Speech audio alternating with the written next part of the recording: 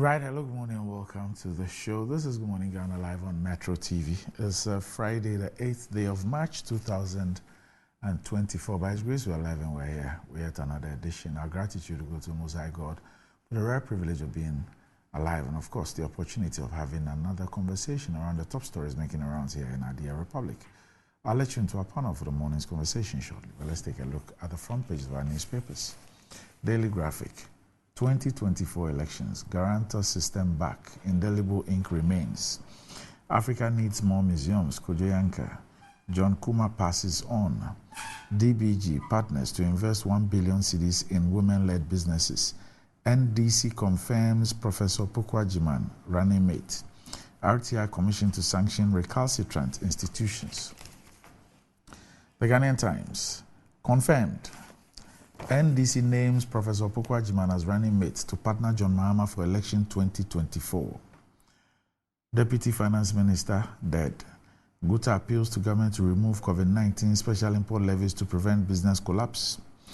NPP, APC vow to deepen relationship to advance good governance in Ghana and Nigeria. Daily Guide. John Kumah dead. NPP mourns. Nigeria APC chairman visits in team. NDC confirms Nana. Atuforce 2 others face judgment May 3. Nam1 induced public with celebrities. New Weekend Crusading Guide. John Kumah 45 dead. President sad. Ejisu in despair as tribute point for late Deputy Finance Minister. John Mahama settles on Professor Nana Jeno Pukwajiman as running mate for December elections. Alan promises modern markets countrywide. Help transform Ghana's future through agricultural prowess of rural women. Gadangbe youth celebrate Titus Glover over his appointment as regional minister. Zonda Tech Ghana boss sentenced for contempt. The Insight. Kwame Pienim snubs Baumia, says alleged appointment as economic advisor fake news. At last, NDC again names Professor Pukwajiman as Mahama's running mate for 2024. Gadangbe Lands Administration calls on National House of Chiefs to ensure respect, adherence to culture and traditions of regions. NDC cadres and activists want running mate with known track record. Philanthropist and entrepreneur Hajia Fatima Hassan installed as Bubu Ashizongo, Kankwe South Queen Mother. China resumes shuttle diplomacy as Ukraine war drums get louder. The Herald.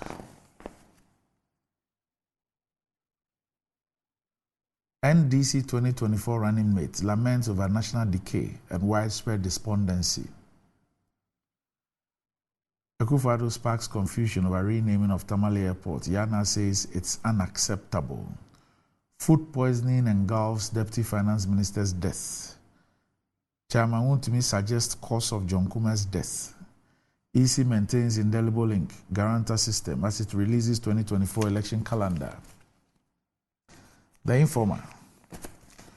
NDC running mate choice. Asiedu Nketia torpedoed Eriko Puku. Ghana's democracy. Let's not take it for granted. Akufo-Addo urges. John Kumah passes on. Anti-gay bill. NDC MP in loose talk accuses Akufo-Addo of plotting removal of former majority leader. Organized crime. Iyoko clarifies issues. The Inquisitor.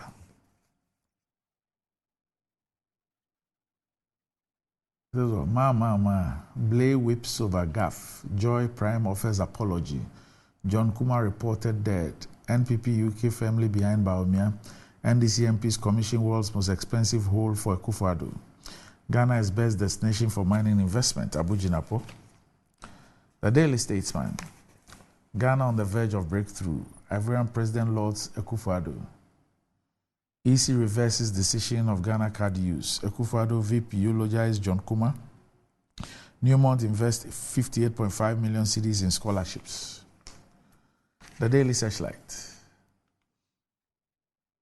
Proposed organ donation legislation. Will this important subject attract the interest of our pastors, imams, and politicians?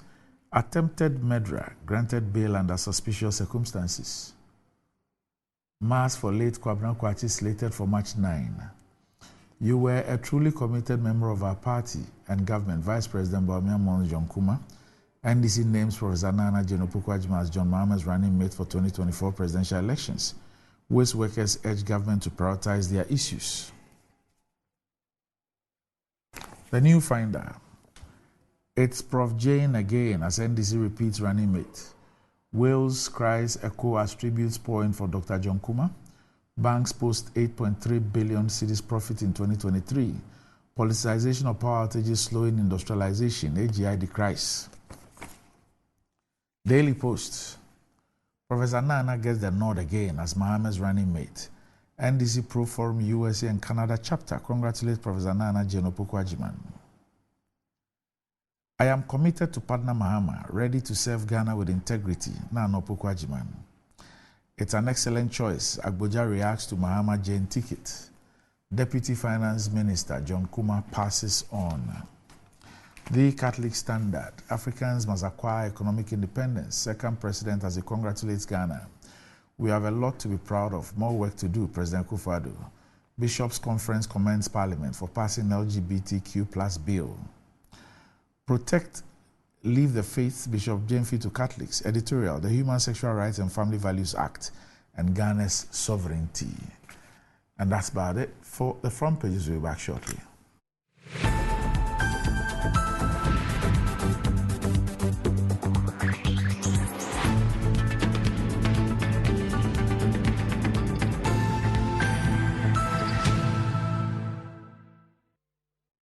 Right, welcome back to the show. If you just joined us, this is Good Morning Ghana live on Metro TV. With me on the show this morning, I have the Honorable Member of Parliament for the Anyaso-Utum constituency, Dr. Dixon Adumaku Kisi. Doc, good morning.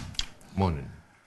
Also with me on the show this morning is the Member of Parliament for the Northern constituency. He's also ranking member on the Foreign Affairs Committee in Parliament, the Honorable Samuel Kujatua Blakwa. Good morning, Samuel. Hi, good morning, Doc. Right. Good morning, my brother. Interesting, we're on the same committee. Okay. Oh, you're also on the Foreign Affairs Committee? Since you said it. Okay. Yes. Aren't you on the Health Committee too? I was on health, but no they put me at Public Foreign Accounts. Affairs and Public Account. Okay. So he's ranking there and I'm vice chairman there. You're vice chair? Yeah. Yes. So we work Well, together. you should have told me that my brother is now a big man. Oh, he's a big man. He's a big man. Well, you are vice chair. Well, I mean, but I'm hoping to maybe go back to health. I think. The passion.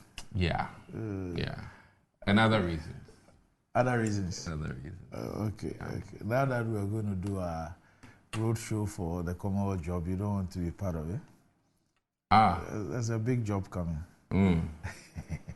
Other reasons. Anyway, well, it's not that exciting a day, but like I always say when I sign on, we're grateful to God for the rare privilege of being alive. And of course, the opportunity to have another conversation around the top stories making the rounds here in our dear Republic. There's a reason why I have that line in my intro every single morning. The things we take for granted and the things that we find very, very normal, extremely expensive, and extremely privileged. I mean, anytime you're able to open your eyes and you have breath and you can move your limbs, is the greatest thing you have to thank God for. Anyway, imagine getting rewarded for doing something you already do every single day. Sounds too good to be true, right? Well, that's exactly what Momo Season is all about. There's something for everyone. Download the Momo app on Play Store or App Store and use Momo Pay for your day-to-day transactions to a merchant, either through the QR code or merchant ID, and stand a chance of winning 1,000 cedis weekly and other amazing prizes. Our merchants are also not left out of the reward. Receive payments and win. Keep using your Momo Pay on the Momo app and get rewarded. There are lots and lots of exciting prizes for everyone. So what are we doing today? Transact more with Momo Pay and more points and win big this Momo season. Visit Momo Merchant application.mtn.com.gh for your Momo for Business account today. It's Momo season, so just Momo it with Momo Pay. Terms and conditions apply. And are you desperate of getting a toothpaste that will take care of all the family and save money? The recommended family toothpaste is Kel 360 toothpaste, approved by the Food and Drugs Authority. Kel 360 toothpaste provides you and your family with all-round dental protection throughout the day with freshness. Kel 360 toothpaste is good for kids, children, and adults. Let your family be a proud family when they step out by constantly using Kel 360 toothpaste. Kel 360 toothpaste brightens your teeth, prevents cavity with its cool mint, gives you fresh breath throughout the day and protects the gum from decaying. For consistency and quality, use Kel 360 toothpaste. Kel 360 toothpaste is another product from Samara Company Limited, producers of Sasso. It's available in all supermarkets, malls, and provision shops. Call Samara Company on 0246 864 798. Kel 360 toothpaste. Happy smile. And the pains of climbing the stairs when not exercising could be challenging for all ages, but worry no more. Lifts and elevators have got you covered with the best portable American pneumatic vacuum elevators on the market today.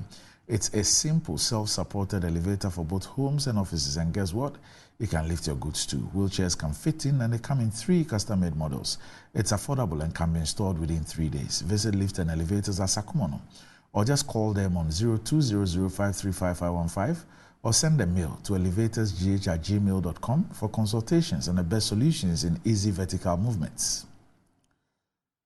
Amen Scientific and Herbal and Alternative Medical Hospital is organizing a free health screening now, and it's open to the general public. This is a way of saying thank you to Ghanaians, and what can be more rewarding than this?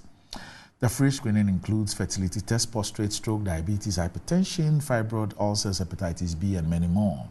Note that the medical screening is free, but patients with disease conditions will pay a token for their medications. Visit Amen Scientific at Dominia, Snake Flats Down, or Clago near the Shamananda Bridge and all the other branches across the country. You can call Amen Scientific on 020-722-9505 or 0244-227192 to book your appointments. Amen Scientific, an alternative medical hospital. Allah Shafi, God is the healer. All right, so yesterday, an announcement was made in Parliament which led to the parliamentary session ending prematurely. Let's watch what happened in Parliament yesterday and then we'll get back to the issue. I know it's in order.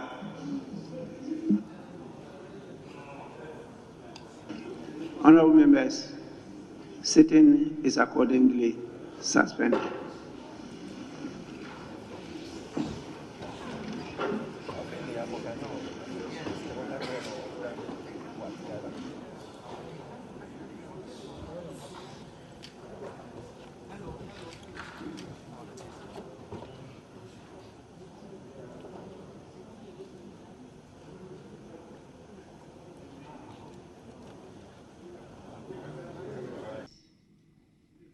And all the professional mix from Ghana Health Service. We have a director. Some of the equipment we have here, you can't find in the hospitals. And it's here. Why don't you want to go to the medical center? Now, how do you spread this all over the regions? You can only do it through the regulation that you have this treatment there, submit the cost implication for refund, or you don't have money to do it, and therefore you submit to the administration here for processing. In fact, we have processed a number of requests even for treatment outside Ghana. And I only said this is not known. So we have to pass on the information as Honorable Montaka, concluded. Let's pass on the information to members. I'm aware of a number of former members of parliament who could not go out to buy medicine because of poverty and they died. I'm aware of a number of former members of parliament who, because of cost implications, were sent back home from various hospital facilities, or I should say medical facilities. And they died. And so we kept on passing information But the numbers are large. They will not be able to reach all of them. And that is why even members here are not aware. And as I'm sharing this information with you, members are in conversation, they are not listening. And at the end of the day, they will say they don't know. And that's why I started by saying, God help those who help themselves. Please, can we go on?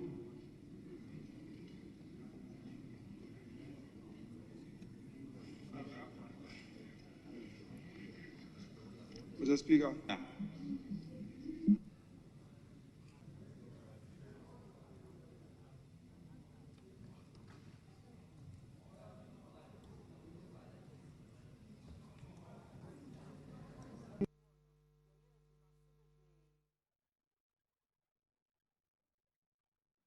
All right, so that was Ghana's parliament thrown into a state of confusion yesterday. Doc, what happened? Where do I start from? First of all, let me say that it's a huge loss to a lot of us, more especially to his family. And I must start with that, you know, our condolences to the family. I haven't cried for some time, but yesterday, I must admit, I was in my office, cried a little. I'm lost for words. We least expected another loss within the majority caucus. There's no good time to really explain what and why and all that. But we got the news while I was in the chamber. And you know, strangely, yesterday we were doing tributes to other past members. So the issue of health, and let me say that Muntaka really focused on health of MPs. And I've always been of the opinion that who takes care of MPs? I mean, you know, every time people are on us, for good reasons, demanding for things, you know, health bills and all of those things. But who really takes care of an MP? When an MP is distraught, when an MP has issues of health. And I must say, I think we really, as a parliament, clearly need to come back and focus largely on the health of our members. Because as Muntaka went into the fact that others even can afford medications when they leave Parliament, I was deeply concerned. Only for us to hear a few hours into the discussion, because the discussion was still going on, the Speaker even was also making contributions as to things he has had to do in the past to support the initiative of helping the health and wellness of members of Parliament. Only for us, during all of this, to then hear that we've actually lost a member in the 8th Parliament. And in fact, some broke in tears in the chamber. We had to, you know, find a way of taking them out as to not make a scene in the chamber. But this is somebody who was a very decent man, and he's made an impact not just on members of Parliament, but his constituents. And when I say his constituents, it's not a Jisu. He has a following across the country. And I will forever see him as one of the people who was non-judgmental about me, despite my shortfallings in politics. And I would say my shortfallings because of some of my stands in politics. And I will truly miss him. And for lack of words, I think I'll cheat and state what Dr. Amin has stated here, if you'd permit me. Please. I'm deeply saddened by the passing of my dear colleague, friend, and brother, Honorable Dr. John Ampontua Kumah, whose death has left a profound void in the hearts of all of us who worked with him at the Ministry of Finance. Honorable Kumah exemplified unwavering dedication and commitment to the cause of fiscal responsibility, economic empowerment for the youth, entrepreneurship, and service. His passion for the youth and tireless efforts towards advancing the nation's economic development were evident to all who had the privilege of working alongside him. He was a valued and cherished colleague whose humility, selflessness, and kind and gentle nature left a deep impression and endeared him to all. On behalf of the Ministry of Finance, I extend my deepest condolences to Honorable Kumah's wife, children, extended family, friends, colleagues, and the people of Ejisu constituency. His legacy of selfless service and commitment to the people of Ejisu exemplify leadership at the Ministry of Finance and steadfast commitment to the economic development of our beloved nation. Will stand as an enduring memorial to his name. Rest well, my honorable brother. We will miss you. And may I add that he joined Dr. Amin to Kumasi not too long ago when they were concluding on the airport and then the maternity block at KUST. And if you look at how selfless he's been, his dedication to the party all through and through. In fact, if we talk of people who have devoted their lives to the party, I would consider him, in very simple terms, like a martyr for MPP. He's died a true patriot. And for me, there are very few noble men in MPP. I think John Kumah stands as one of the very few noble men. And I would say that he's a testimony of somebody who believed in God as a politician and stood true to faith and religion and principles that not all of us necessarily adhere to. He's been most friendly with all of us. I mean, and I think I don't remember hearing, even across the aisle, anybody having issues necessarily with John Kumah, and I'm deeply distraught by his loss, and we've lost a gem, a potential youthful guy who would have really taken Ghana high and high and high. And as for us who communicate for the party, John was an exemplary guy. I mean, when it came to, I think when he went to finance ministry, I felt that finance ministry now finally had a voice, somebody who could bring finance to the ordinary person on the street instead of all the, big English. John could break it down, his contribution on e-levy, his contribution on all the mini governmental taxes. And I must say, there were times when I even didn't agree to certain things, but he would try and explain to me why these things were necessary, like the e-levy. I feel not just the pain, but the suffering, and I can look at the people who were crying yesterday at his house, and I know that they are crying largely because he really was lifting many people out of their pain and misery, only for him, such a good man, such a loving brother, a father, a husband, a son, and more importantly, a powerful public servant. And I'll deeply miss him. Deeply miss him. Dear, and wherever he is today, may the good Lord keep him safe. All right. So, Honorable Bridget Oblakwa, you have a relationship that dates back to student politics. Yes. And I'm sure you were also in the house yesterday. Yes. It's really been a difficult 24 hours since this news broke. It's taking a toll on all of us. We are all in utter disbelief.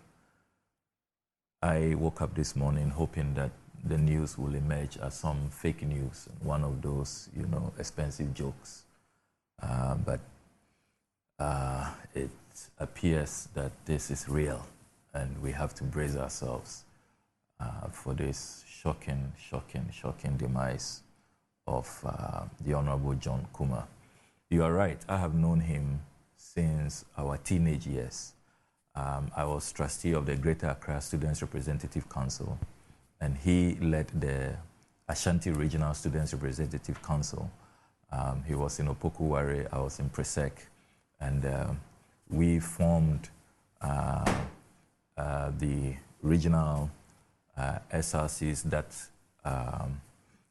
served as a fulcrum for a national SRC. He was a very passionate young activist. He didn't end at the secondary school level. He continued to the University of Ghana as one of those impactful student activists. I recall he ran for SRC president. He missed out narrowly, and then continued to run for the president of the National Union of Ghana Students. Interestingly, that year they had very remarkable candidates. So he was on the bill. Then you had the Honorable Dr. Edward Kofi Omane-Boama, who won the contest. Then you had Comrade Bernard Mona, who was also in that contest. So it was quite a fine breed of student activists.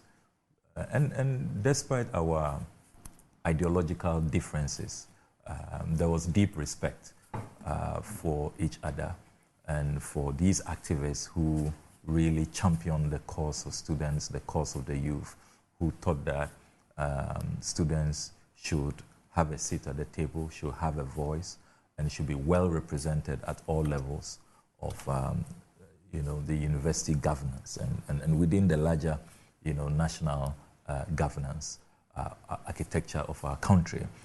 I must also add that he continued into national politics. He joined us in Parliament. And in Parliament, even though we belong to different sides of the aisle, he was a worthy opponent who debated forcefully. He was not one of those MPs who was shy of airing his views. He made his points quite eloquently and forcefully.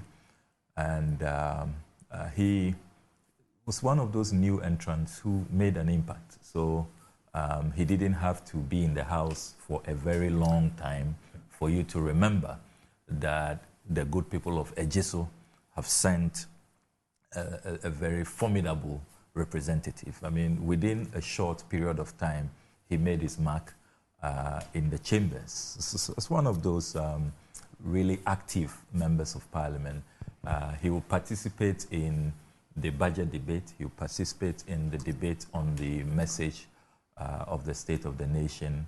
And generally, when there are statements, he appeared largely interested in matters to do with youth development, youth entrepreneurship, matters to do with skills empowerment, and seeing how more fiscal space could be created to fund a lot of these job creation initiatives. That appear to be his passion. So he really has made a mark, and it is difficult to accept that at his prime, just when you thought that the whole world was really ahead of him to conquer, and that he will leave in the footprints of time a certain golden legacy when all is said and done, and he has completed his mission. which was quite a really fast-paced political career, a very successful one at that. It's really a void that he has left. I want to extend deepest condolences to his wife and children. I have met his wife, who is a respected clergy woman, you know, who will always seize every moment to preach the gospel, to evangelize. She comes across as a very passionate servant of the Almighty, and I really wonder how she's taking it. I mean, to lose your husband and your life partner in his prime. You have 6 children together? Yes, yeah. 6? Yes, 6 children. And it's I mean, widowhood is nothing you wish for, even the worst enemy. So we extend deepest commiserations to her, to the children, to the larger family. I also want to extend our condolences to the Ejisu constituency. I note that he was really loved. In the last primaries, he went unopposed. Nobody challenged him. Nobody thought that they could muster the courage to unseat him. So they just allowed him to go uncontested, which really is testament of how well he served the people. And I'm not surprised that the whole constituency has been thrown into a state of grief, a state of anguish, a state of mourning. I also want to extend deepest sympathies to the New Patriotic Party, the government he served in, and of course to our institution, the institution of Parliament. You saw how devastated the Right Honourable Speaker was yesterday, and all of us yesterday could not believe the news, and that's why we couldn't continue with the work of the day, because we were not in the right frame of mind. We were totally distraught, and there was no way we could have continued with the business of the House. So condolences to all Ghanaians, the folks at the Ministry of Finance. I share in their pain and in their loss. I'm told yesterday that it was really difficult for our sister, the Honourable Abnao Sayasari, to even leave the precincts of Parliament. She couldn't even walk. So it's been really difficult. I've been receiving calls from student activists across the country, all those we worked with. Comrade Donaire Kosina called me. He was also in the regional SRC, and he's a reverend minister now. He couldn't believe the news. Frank Udro has called. Many student activists are in total disbelief at what has happened. But as people of faith, as Christians, we all know that it is God who gives and it is God who takes. We all do not know how much time He has assigned to us on earth. We know that this journey is just a pilgrimage. We are only sojourning. It's a really fleeting and transient moment, and nobody knows when your time will be up. It's really about seizing the moment and making the best. It's not really how long you live, but it is the impact you make, even if it is 20 years, 30 years, 40 years. It's really about the impact you made. And we know of many greats, including Jesus the Christ himself, who didn't spend too much time with us on earth, but remains the most impactful and iconic person to have walked the surface of this earth. So we can only ask that his loved ones, family and children will be comforted by the fact that he left an enduring legacy. In this short span of time, he has served his country with diligence. he served his party, and you've seen the statement from the party, all flags are flying at half-mast within his party. It's not every party activist who will receive that honor and that befitting respect to your memory. It shows that his contributions are well recognized. So I will plead, I know it's very difficult, but I'll plead with everybody grieving to at least take solace in the fact that he made quite a mark. We are all not perfect. As human beings, we will all have our shortcomings.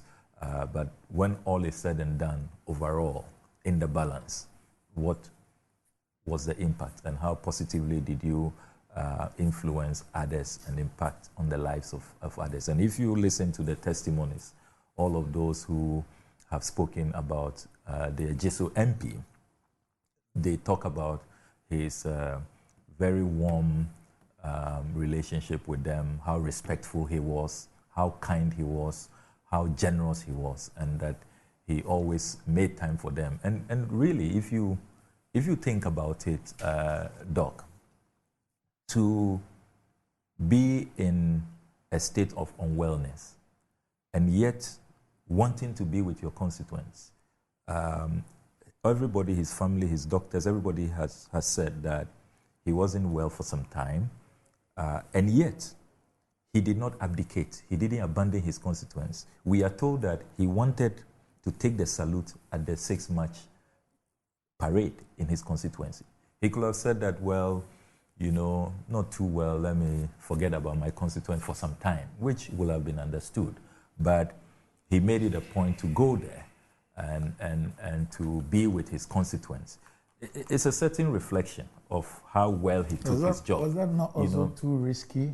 Yes, I mean you can say that. You can say that it was risky, but you see, not easy. It's not easy. It's not the demands. easy. If he didn't show up, you know how the grassroots will talk. Yeah, plenty things. Mm-hmm. You know, I mean, but you see, talking about that and his dedication to work, it also brings to the fore the need for us to improve health delivery across the length and breadth of this country, so that wherever you are serving this country, wherever you stay as a Ghanaian, regardless of your status, regardless of your role, you can have a fair shot at having quality health care. So we need to make sure that, you know, developments like this remind us. And I think that would be a lasting, you know, legacy to his memory. Let us rededicate all efforts at investing in quality health care across the length and breadth of our country. I mean, I keep saying, anytime people say, oh, you seem to be doing a lot in your, particularly the Bator Catholic Hospital, I tell them that, you know, half of the time I'm here. You may think I'm doing it for others, for my constituents, for those who visit from neighboring constituencies and even outside Ghana. But what if you are also in an emergency situation? You're always on the move. You can even have an accident. And that's all you will have in terms of, you know, first aid and immediate response, primary care. So you are not doing it for others. You should think about it more deeply, that you are also doing it for yourself and your loved ones and all those who you care about. So even in this moment of grief and sorrow, there are important lessons to be learned. His dedication is really remarkable. That regardless of his, you know, his health status, he continued to work even at the Ministry of Finance. He was very supportive of the new Minister of State who was elevated to replace the Honorable Ken Ofori-Atta. So let's learn the useful lessons. Let's make all the right investments in local health delivery, because you may not always be fortunate to get out of the jurisdiction. But we will all be at the various commemorations. We will be there to wish the family well, to condole with them, and to extend our sympathy. So our thoughts and prayers remain with the family. May the good Lord grant him a peaceful repose.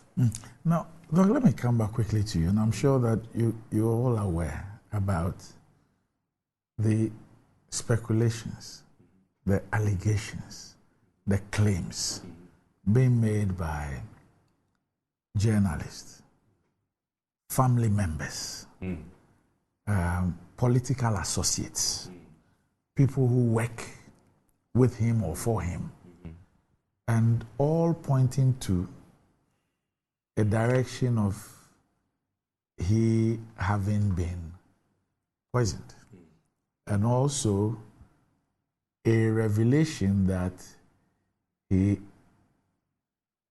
has had a certain medical condition since late October 2023, and that in fact he had been undergoing treatment outside the shores of this country. And initially when I heard from media persons, my instinct was that, well, some of these things, let it pass, you know. And then, of course, we had our people, the Osofos also weighed in, confirmation of prophecy and all that. But then when you now had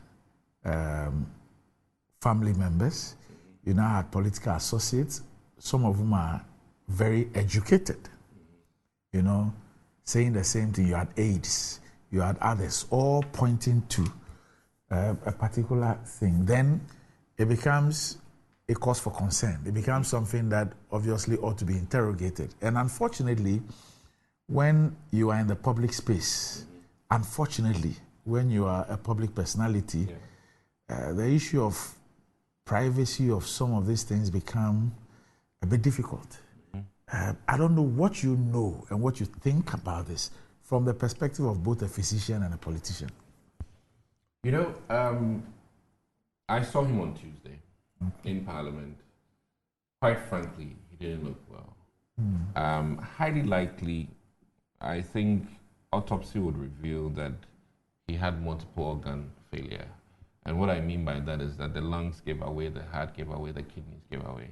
But as to what may have triggered or caused that, I mean, that's another question.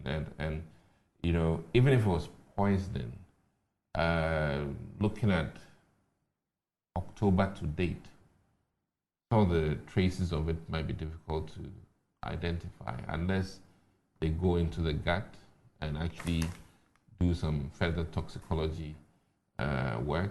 And that is if he ingested it. That's another thing. Was it inhalation or ingestion? And either way, I mean, our man is gone. And as they say, water. But are you aware of this condition having been with him for a while, or it's something you just got to know?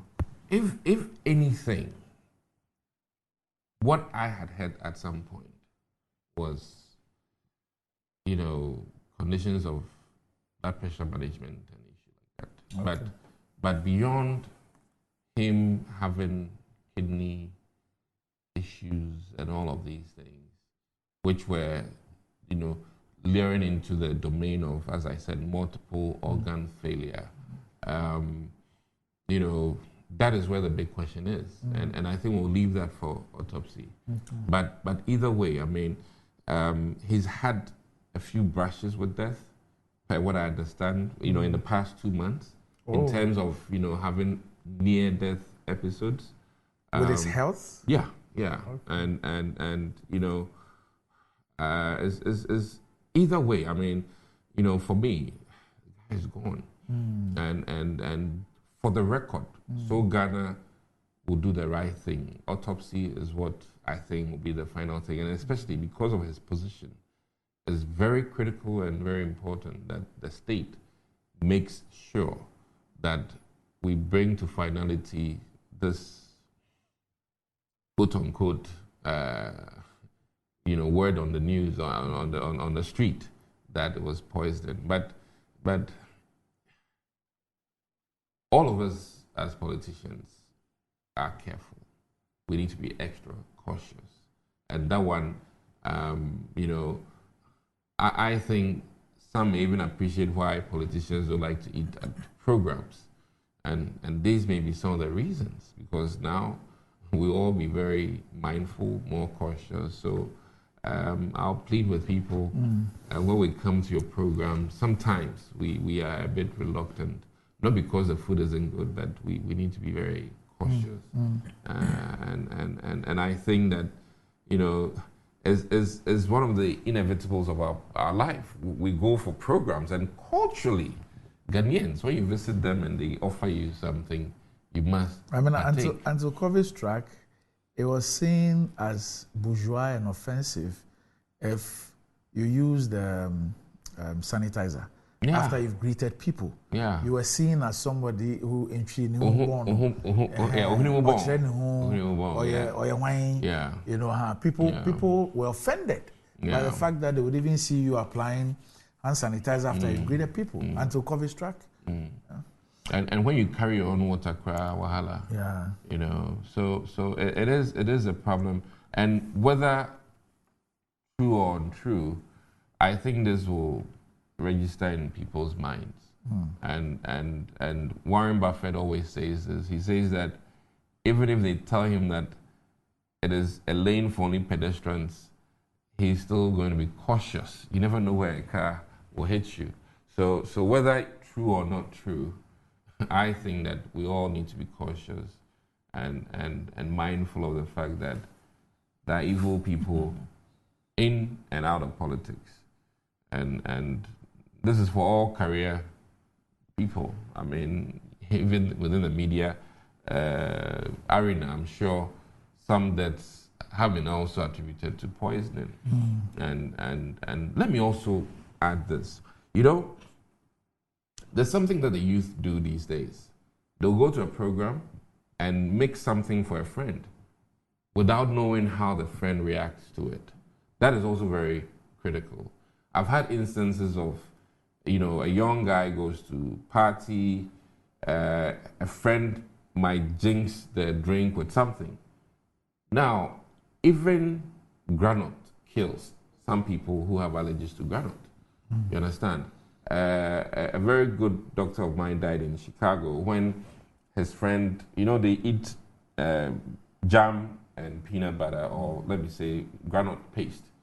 And he knew that the doctor had allergies to granite paste. So he wiped the thing off the blade of the knife. But even that still ended the life of the doctor.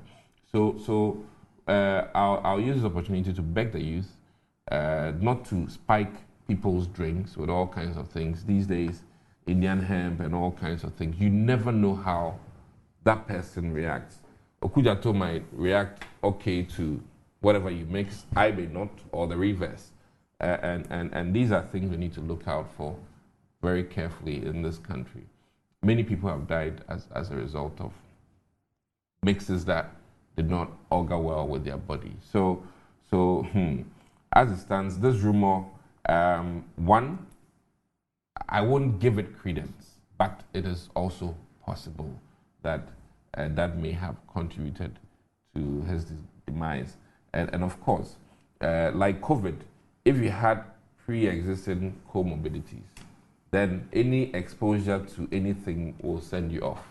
You know, an asthma person's response to, you know, drugs or other things will be different from somebody without asthma.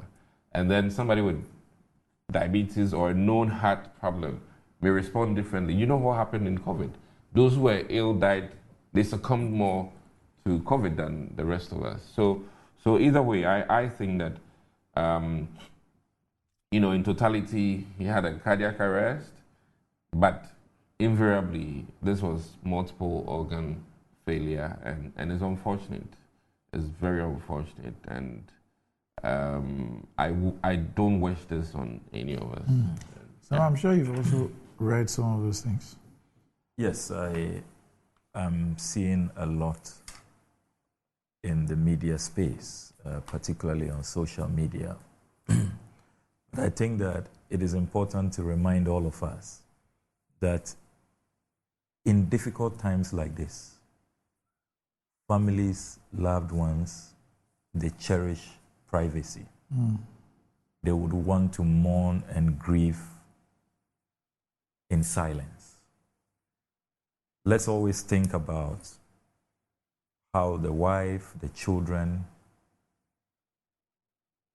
his parents, uncles, family members generally, and loved ones, how they will feel when they see some of these reportage and all of these writings and claims and counterclaims and all of that. It is not healthy. And I think that it's some of the hazards we face as public officials, where everything about you, including your death, is subjected to so much public scrutiny that even people forget sometimes when you have passed that it is only out of dignity and respect for the memory of the person and for the loved ones alive that these things are deferred and handled in a better way. I do not think that a lot of the claims and counterclaims and attacks and conspiracy theories, call them what you may, are helpful at this point. We may suggest, and this is entirely up to the family to take it or leave it, that some kind of an inquest will help. It will be good to see a coroner's report on the part of the family, and if they so decide, if they want to make it public, it's their choice. Ultimately, it should be about what gives the family closure, what helps them. If anybody suspects anything sinister, I don't think that social media is the place. You can't quietly go to the security agencies if you have evidence and if you want to help in probably apprehending those who you think are responsible. But just going out there, particularly at this time, when it has just happened, news has just been reported, you're not even sure whether everybody who matters to him has been formally informed and all of that. So it's come with this culture of social media, where everything is put out there, often without thinking about the sensibilities of family members. In fact, and all of that. It's not the best. Yesterday, it's not the best. I was pleading with the marshals to stop the media guys upstairs. To, cut it. Yes. And it's not everything that happens in the chamber that should be aired. People have broken down, people are weeping, then you are capturing it. We need to and broadcasting it live, and you have to help us. We must know when to respect people's privacy, and just leave people alone. Give them a moment of silence. It's important. And this is something that maybe we need to bring you to talk to our media guys in Parliament. I think that not everything that happens, and let me cite, for instance, when there are on-cuff moments, between two members, sometimes you have to, cut it. And I'll plead today on your show that I'll plead with all of us. And let me add, and this goes to all parties. Mahama may be sleeping and then we capture. Nonado may be sleeping, then we capture. I really think that these things ought to be looked at from both sides, because it's not necessarily helpful. And if you see me slapping Okujato or him slapping me, please don't capture it.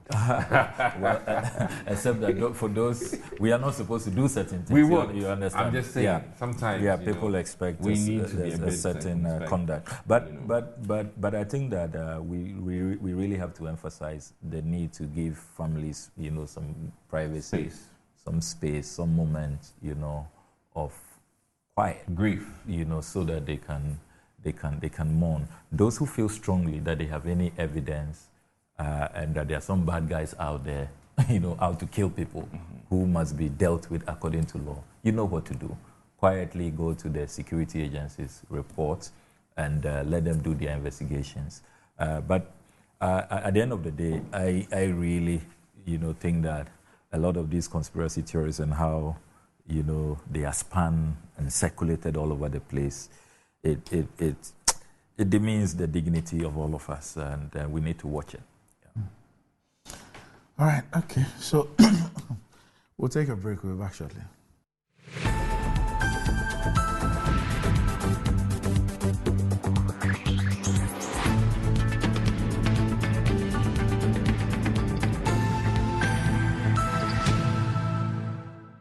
Right, welcome back to the show. If you just joined us, this is Good Morning Ghana live on Metro TV. Still with me on the show, I have Dr. Dominic Admakukisi, Dr. Dixon, Admakukisi, and the Honorable Samuel Kujatu Ablakwa. Now, what does wealth mean to you? Do you want to live like a tycoon? Remember, I was God the Mullah, got the power. Ghana's newest lottery game draws live on Adom TV at 9 a.m., 12 noon, and 6 p.m. daily. Now, pick up your phones, tablets, and computers and download the GamePad Games app on Play Store. You can also play on the website at www.gamepadgames.com or by dialing *946# on all networks. Just choose 4 numbers from 0 to 9. It's easy to play and easy to win. Charlie, make we play this game and make some moolah. Nobody beats our odds in Ghana. GamePad Games, more moolah, more power. This game is regulated by a National Lottery Authority, not for persons under 18. Play responsibly. Ayesoko, the Akosombo Dan be big, but Betway's cash out be bigger. Betway is giving you more control over every thrilling bet you place. Enjoy the biggest and most reliable cash out in Ghana on Betway without any hassle. Sign up today at betway.com.gh. Terms and conditions apply. This is not for persons under 18 and is regulated by the Gaming Commission of Ghana. Betway, get way more. And Blue Jeans energy drink has been on the Ghanaian market for over 20 years. We already know what it does for the body. It contains vitamins and nutrients like vitamin B2, B3, B6, B12, as well as taurine and guarana, which are known to boost your strength and energy as well as promote high performance and endurance. Blue Jeans energy drink has been tested and tried. It is indeed the best. Blue Jeans energy drink is for bold and active men and women. So go on, grab a cold can and power your day. It's in shops nationwide. For bulk purchases, contact Budget Cash and Carry Limited on 0208-128-190 or 055-001-0000. Now let me speak to you about the Future Ready Leadership Summit. Now the future is here, but the big question is, where is the leadership? The maiden edition of the Future Ready Leadership Summit, dubbed Reimagining Leadership in a World of Unrelenting Change, with very inspiring speakers such as Sam Jonah, Dr. George Ajekum Donko, Professor Kweku Etuahene-Jima, and many distinguished speakers, is coming off on the 13th of March 2024 at the Movenpick Ambassador Hotel, and it will start at 8 a.m. Now, for tickets to these events, kindly contact 0267-349-147 or 0244-202-949. And like I said, the future is here, but the big question is, where is the leadership? And this morning I'll be speaking to Professor Kweku Etuahene-Jima and about this particular Future Ready Leadership Summit. That will be at 10 a.m. This morning, and you don't want to miss this particular conversation. All right. So, gentlemen, today is International Women's Day, right? Yeah. Yes. Okay. Let's watch this.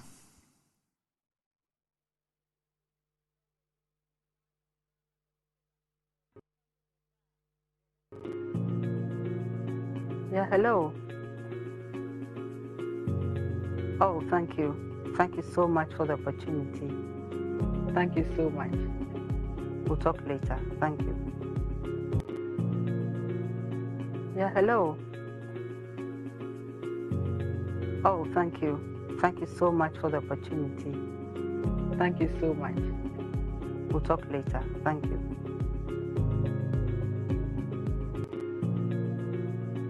Yeah, hello. Oh, thank you. All right, so it reads, today I received the news of my confirmed selection as a running mate to His Excellency John Dramani Mahama, flag bearer and leader of the National Democratic Congress and incoming President of the Republic of Ghana, with profound humility and great honor. It is worthy of note that this is the second time former President John Mahama has nominated me as his running mate. I express my eternal gratitude to him. By this choice, our flag bearer has demonstrated remarkable consistency, an unwavering commitment to inclusivity and innovation, and an inspirational belief in the Ghanaian woman. I wish to convey my heartfelt appreciation to the NDC Council of Elders, the National Executive Committee, the rank and file of our party, friends, well-wishers, and indeed all Ghanaians for the overwhelming support and endorsement. I'm not one to take lightly the confidence reposed in me. Neither am I oblivious of the national decay and widespread despondency in our beloved country. I express my absolute readiness and commitment to partner His Excellency John Dramani Mahama to serve the people of Ghana with integrity, dignity, truthfulness, hard work, and patriotism to reposition our dear country as a beacon of hope and opportunity. I have no doubt in my mind that we can count on His Excellency John Mahama to give us that selfless, incorruptible, visionary, and inclusive leadership that Ghana urgently needs to transform the fortunes of Ghanaians. I shall give this noble task everything in me. Ghanaians are looking up to the NDC, and I firmly believe in our unflinching resolve and sacred pledge to work hard to build the Ghana we want together. Let us make history. Professor Jane Nana Opoku-Agyeman, NDC running mate. Sammy? Yeah, Doc, a very significant development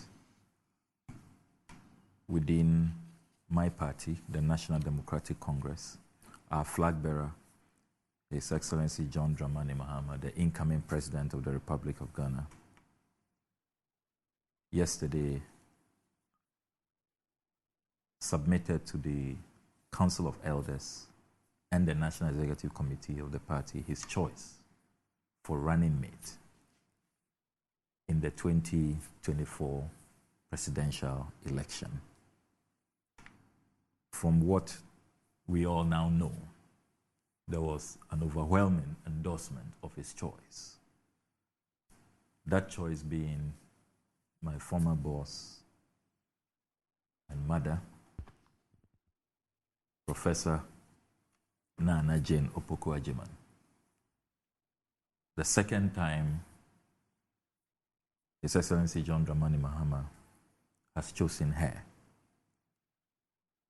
This is obviously a fantastic choice, as has been widely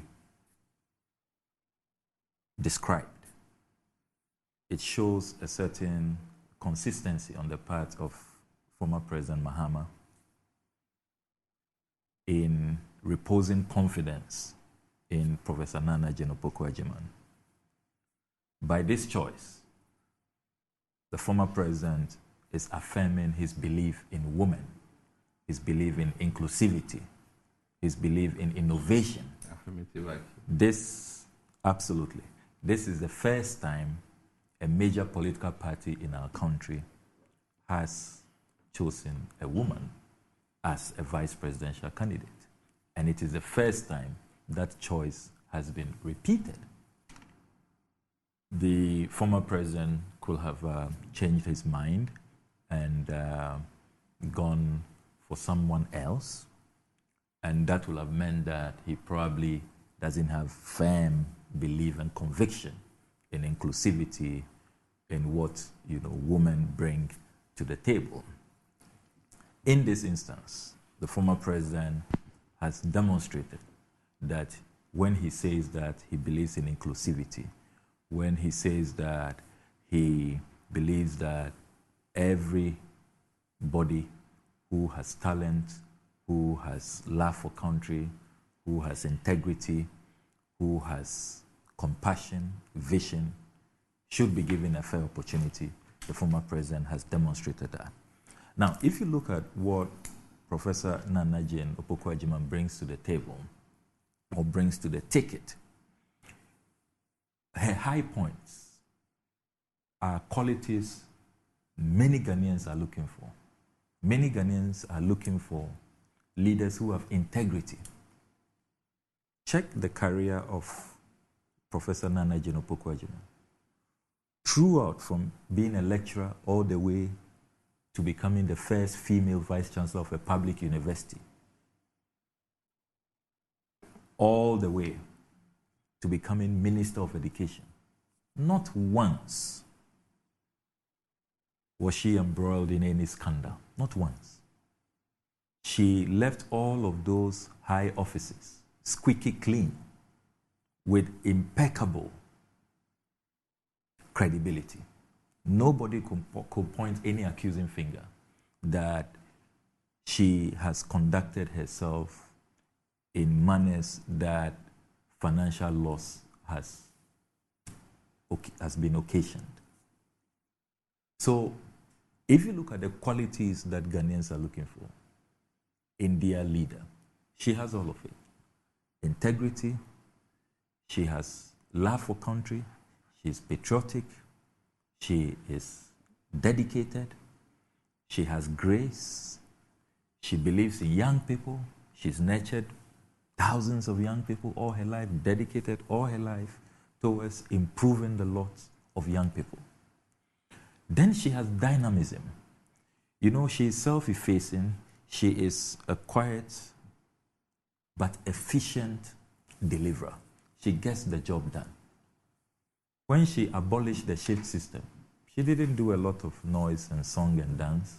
But today, in all our public basic schools, she was able, working with former President Mahama, to construct over 1,600 basic schools needed to abolish the shift system. So now, there's no part of our country at the pre-SHS level where people have to share limited infrastructure, go to school in the morning, and then you leave to create space for others to come in the afternoon, as used to be the case. Under her watch, she upgraded all the colleges of education, made sure that they were moved from glorified secondary schools as teacher training institutions to become full-fledged colleges of education. Led the process, made sure that the new Colleges of Education Act 2012 was operationalized.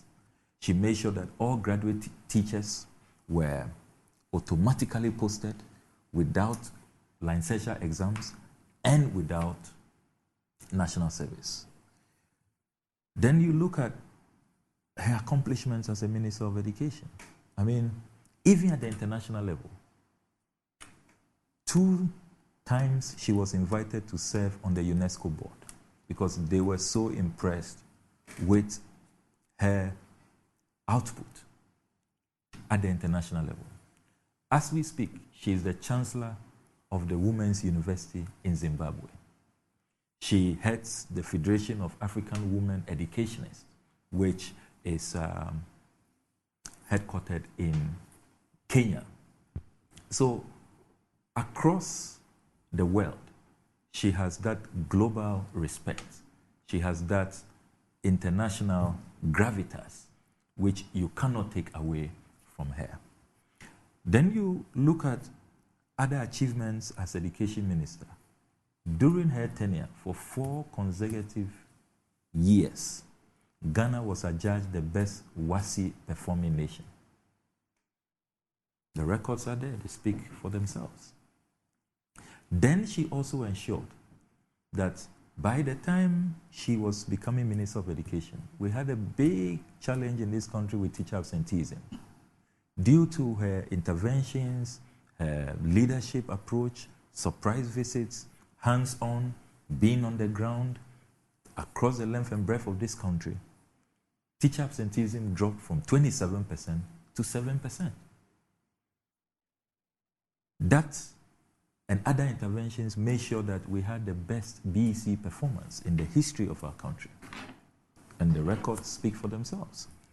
If you look at what she did at the tertiary level, helping President Mahama to complete and inaugurate the University of Health and Allied Sciences, to secure funding, negotiate funding for the University of Environment and Sustainable Development. The former was in the Volta region, the latter in the Eastern region. She even made sure that funding was arranged for the second campus. You see what she did with establishing centers of excellence at the University of Ghana and at the KNUST. Many people do not know that during COVID, one of those centers of excellence came in strategically to assist us. The West Africa Center for Cell Biology and Infectious Pathogens at the University of Ghana.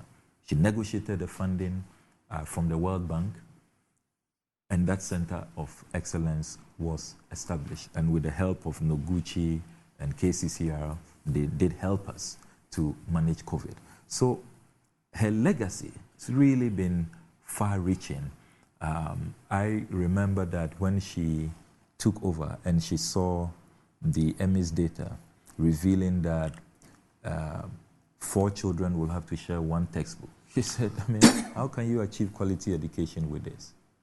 Made sure she quickly intervened. By the time she was leaving the ministry, it became the other way around, where every people had all the textbooks. In addition to that, they were given dictionaries. She supplied over 500 vehicles. She thought that it was really essential to ensure that there were school buses, pickups, and other vehicles, salon vehicles in our schools, particularly for award winners, best performing teachers. Over 500 distributed across all levels of the educational strata. Then you also consider her leadership style.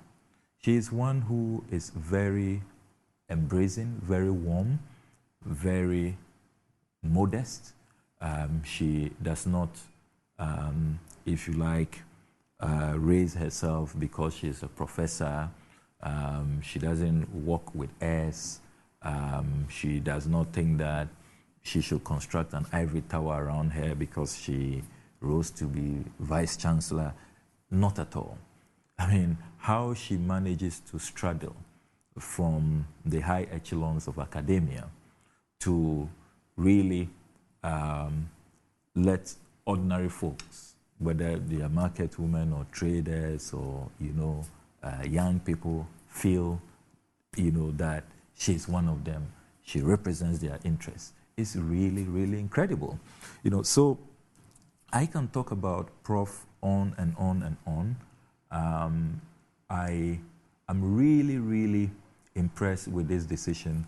And it's not because I am biased, because I've worked with her and I have come to deeply respect her. But really, who else? Who else should? I mean, there are some people you get close to and work with, and you may not be as impressed as I am.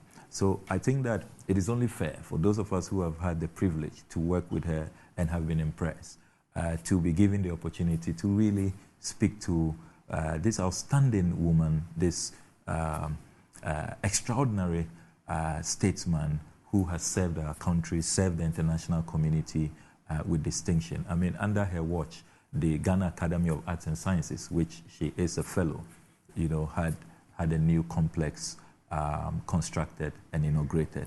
She made sure that the West Africa Examination Council had the headquarters, constructed under her watch.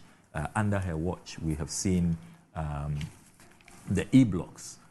Indeed, if her vision for secondary expansion had been implemented, Doc, we would not have had double track. Because for somebody who abolishes the shift system at the basic school level, I mean, it will have been an anathema, an aberration for her to allow double track at the senior high school level. So if her E-block concept, which really was a vision of President Mahama, which she executed with distinction, if she started 124, the plan was to do 200.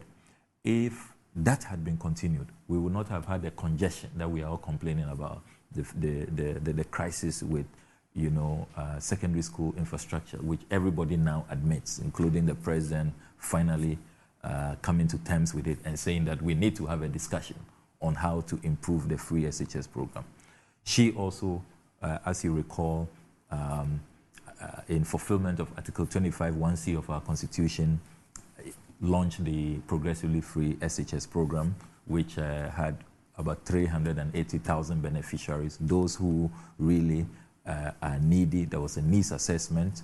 looking at the Ghana Living Standards Survey, and then our LEAP data.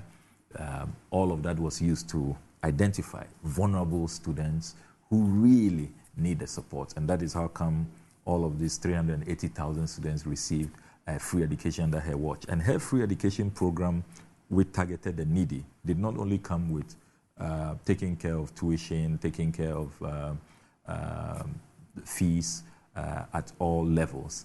It came with stipends. It came with bicycles for day students. It came with school bags, school shoes. You remember that she was big on having the free shoe program. Over 40,000 people benefited. It also came with the free sanitary pads initiative, which research upon research confirms that it affects outcomes, because at that time of the month, many female students stay at home, and it affects their performance. She was big on that, even though she was criticized for that initiative. She was unwavering, and all of those interventions helped that by the time she was leaving the ministry, we had achieved gender parity at the basic education level, all the way to JHS, where previously you would see that by the time a cohort is approaching JHS, the boys have overtaken the girls, even though if you look at our population dynamics, we have more female than male. She achieved gender parity if you pay regard to the MS data. So this is somebody who, across the board, from KG, if you look at the number, hundreds of KG she constructed, she negotiated some good funding from the USAID, and she mainstreamed KGs to be attached to the basic schools, then continued all the way to her JHS interventions. Only last week we were discussing the number of communities in our country without junior high schools, and it's leading to a high dropout rate at that level. She made sure that she established over 1,500 junior high schools. If you look at the MS data, all of these numbers I'm putting out, the MS data confirms them, and educationists who are watching know about these things. And her belief for access and equity, creating opportunity for all, is what also informed her to roll out the free uniforms program. I've talked about free sandals. But also what was very significant in that space she did was the private BEC.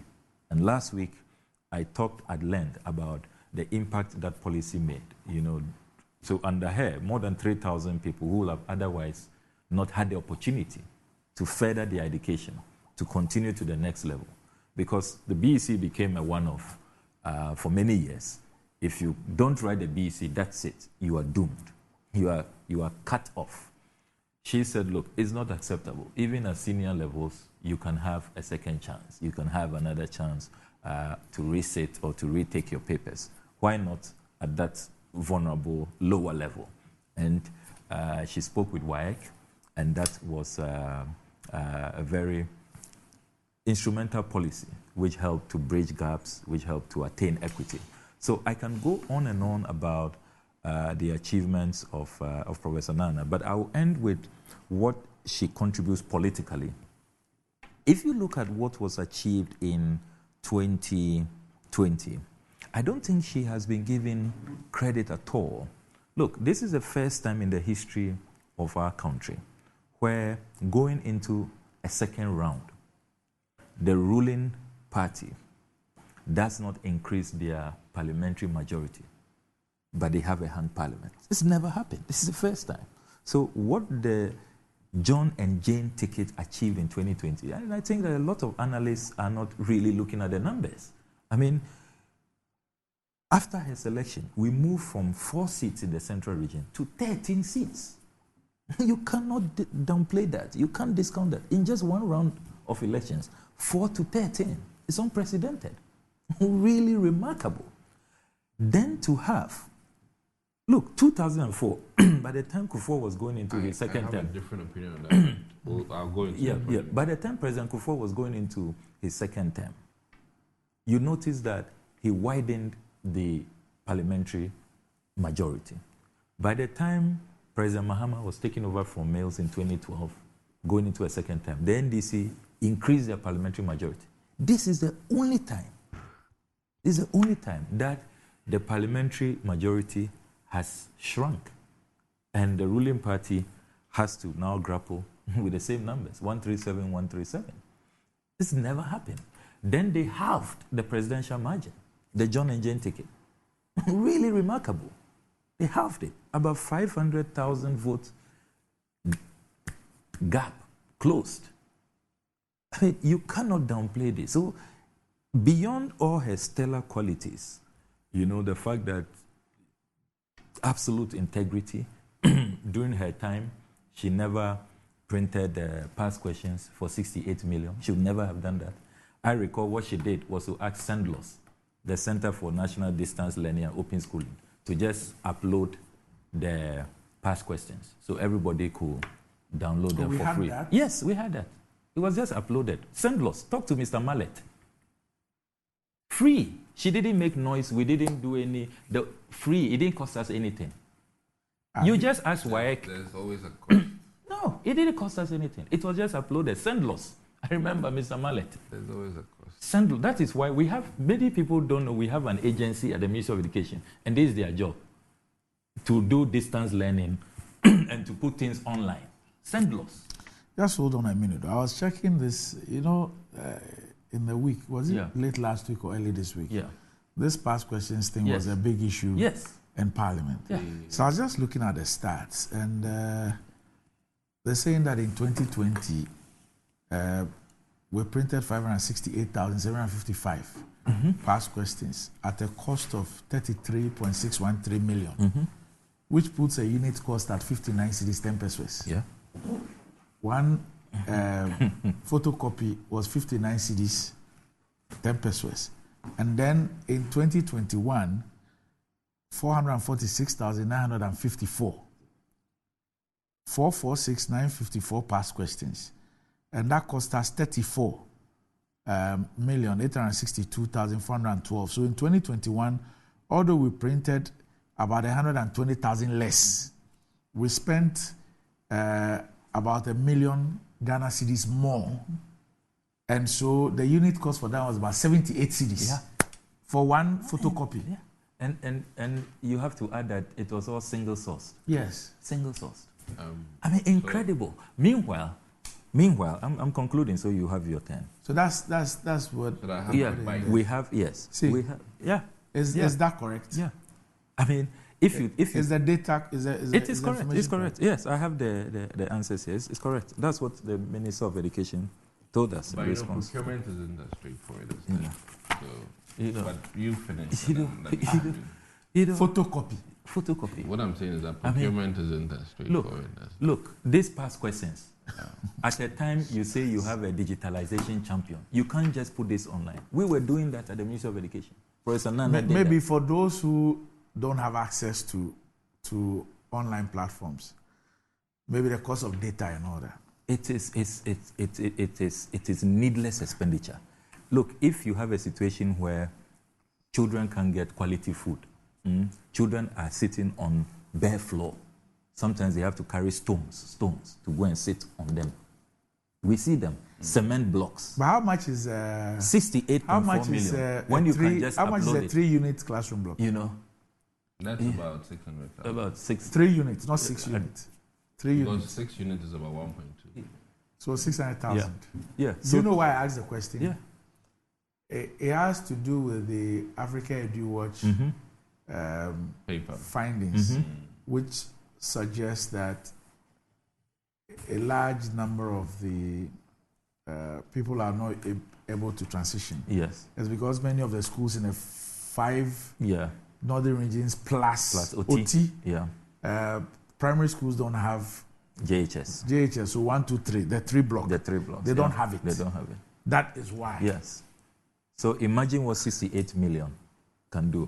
Fortunately, fortunately, I heard the PRO say that they have stopped, and that they stopped the printing. They've since stopped, and they are moving everything online. That's how it's always been. But it was online. Yes. So why you did should you should never why have did printed. you? Are you done You now? should never. Doc, please you write should, this question You should down. never. You write them But down. he's said You should quite a never. lot, No, I know. why You would should you never have done this. Why would you want to do a 68.4 photocopy million. for this? 68.4 million.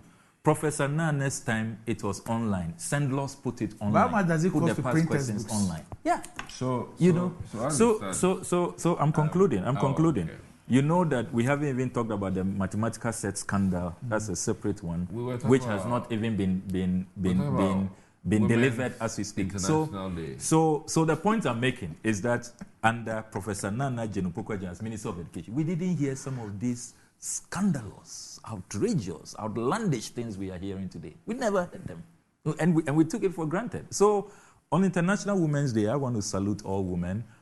Women like Professor Nana Jenupokwaja, and I want to I like the solidarity that they are showing. Since her appointment, I have seen that the respected Angela Jomna has issued a statement congratulating her and on behalf of the female CSOs. I've seen another statement from the network of African female CSOs by Alima and co, Haji Alima and co.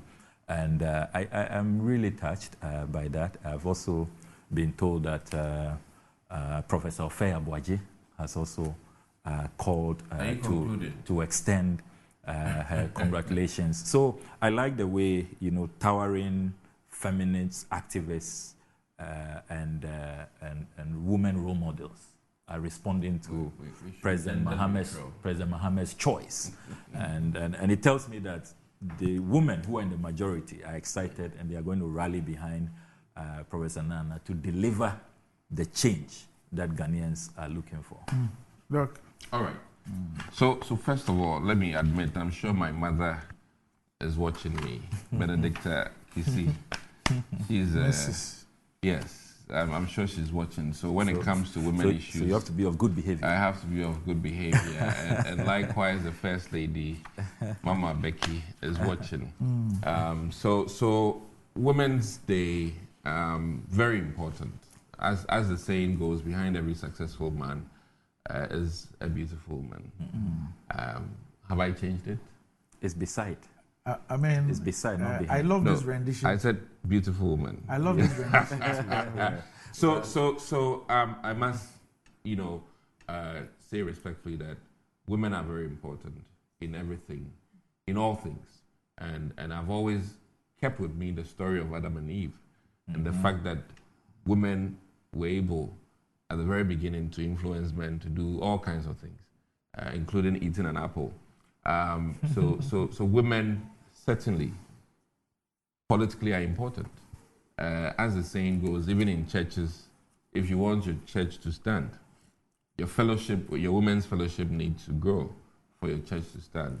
And invariably, women have been instrumental in history, the likes of Naomi, Ruth, story, the likes of Esther in the Bible, the likes of Mary Magdalene. Many women have influenced our lives and history. And let me say that democracy is maturing to the extent that even in the Americas, where 400 years ago it was unheard of for a woman to even vote, but then now they have Kamala Harris as their, vice president. Granted, she stands very tall. She was a senator before, unlike Jane, who has not ever really been a member of parliament, in like manner. But let me say that kudos to the NDC for making a selection, and as it is, repeating a team that we have had a match with before. And as it stands, the entire team of the NDC, which is the presidential candidate Mahama, and his now repeat vice presidential nominee, or shall I say presidential candidate, is a team that the MPP is much aware of in terms of their strengths, their weaknesses, and the average Ghanaian also knows that we've tasted and enjoyed Mahama, and we know what he's made of. And as it stands now, there's nothing new to the table. Granted, there's one key thing that I need to remind my dear brother. I think that the coastal parts of this country, we struggled maybe because of some of the sea defense things we did. And outside the likes of, relocating people at the coastal side to bring about these development.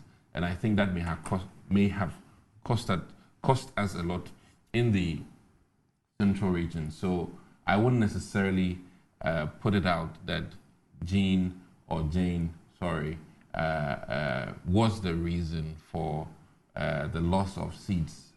And then I must also admit that some of the things we did on the Galamsey bit also impacted us in terms of the central western region. So just to bring to bear the fact that it was not necessarily Opoku Ajiman effect that really cost the MPP along those lines. Even now, as we said here, I think, unfortunately, the premix fuel issues, which preceded the likes of Hawa Kumsin, also adversely impacted our gains. And I think that this time the MPP has managed the premix fuel issues much better than before. And as a result, I think the fishermen, the coastal, portions of this country have been a bit more favorable. And let me add that Elmina's current development in terms of the fish landing site where the president commissioned has really brought about a different perception, because the people have gone and experienced what that development was really about, and the fact that it is actually and will always be in the interest of the residents of that area, and that the MPP did not go out there to rather do damage. And I'll always cite some of the political losses we made when Kufuor was working on Kaswa, and the market women opposed the developmental agenda of making Kaswa what it is today. And we suffered for it in the last election. So not to discount all of the things for bringing on Jane, but I'm just saying that I will not say that the loss of seats in the central region was largely because of the Jane effect. To some extent, maybe, but not because I think politically those developmental things, and it happens in the rest of the world, where you want to develop real estate and you relocate people. Even Akosombo, when Kwame Nkrumah was relocating people from Akosombo to bring about this dam that now the entire world, reveres, the people of Akosombo, and even as of today, Akwemu State still belabors the point that they were not dealt well. And you know that when this spillage even occurred, this history came up again, that, hey, you displaced us, you've displaced that again. And these are some of the things that are a bit unfavorable politically. So I'll beg to differ on that end. However, like I said, my mother is listening to me. I think that the MPP, Hawa Yakubu, at some point was also considered for vice presidentship. So this narrative necessarily is not very new to us, the MPP. We embrace it. Considered is different from Yakubu has never been nominated as a candidate. I said given consideration. And for politics, it's not enough. If you take the bold allow step, me to take land, the bold step, for politics, as President Mahama has done. Even consideration at some point in time in the history of politics is very important. And I believe that, MPP has always demonstrated that we go always after competence, not necessarily gender or religion. And I believe that it might be a bit premature for me to make a lot of noise, because as it stands, in a few weeks to come, Dr. Bawumia would also unveil his vision and in terms of who he's partnering with for the next election. But one thing is very clear. Jane will not be any match for Dr. Bawumia when it comes to the depth and knowledge in terms of economic management, and more importantly, let me add that I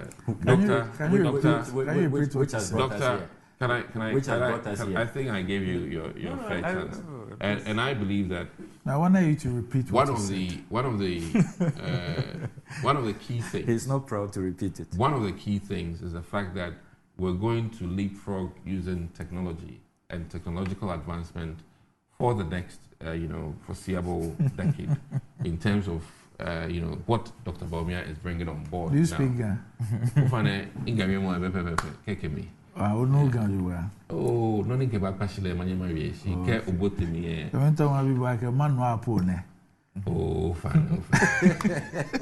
So I really think that I give a lot of respect to the professor. To be a professor, now no be easy. But I really think that I was thinking, as Edu was asking, who would match Dr. Bawumia in terms of his ability to mount the podium and make very powerful arguments. Powerful arguments. The podium talk. And as it stands now, you think Ghanaians will fall for podium talk again? The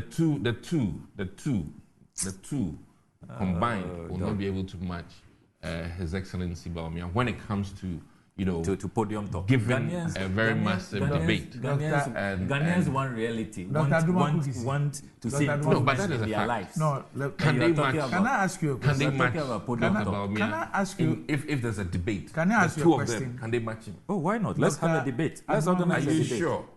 Why not? I believe that Dr. Bawumia will floor let me say this. When it comes to let me say this. Would you argue otherwise? Let me say this. Would you argue otherwise? Podium talk at let this me time. tell you something. Yeah. Me. Okay. No, this man gave a lecture for about 3 hours just recently. I'm waiting to see, the two of them combined do that. Talk. No. It's not empty. Empty rhetoric. There was substance.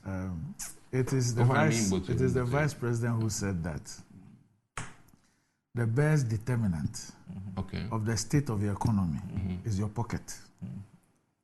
Well, I mean, even Kufuor has also said it.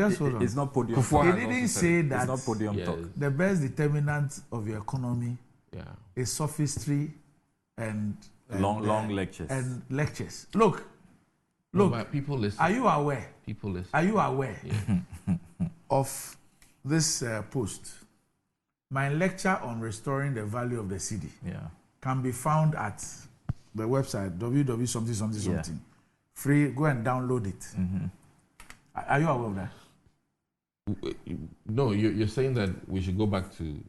I am asking you. Yeah, I'm I will trying be to very specific with you. Yeah. I'm asking if you are aware that there was a lecture on restoring the value of the city. Oh, yes. And the following day, we were shown where we can find that lecture to go and download for free.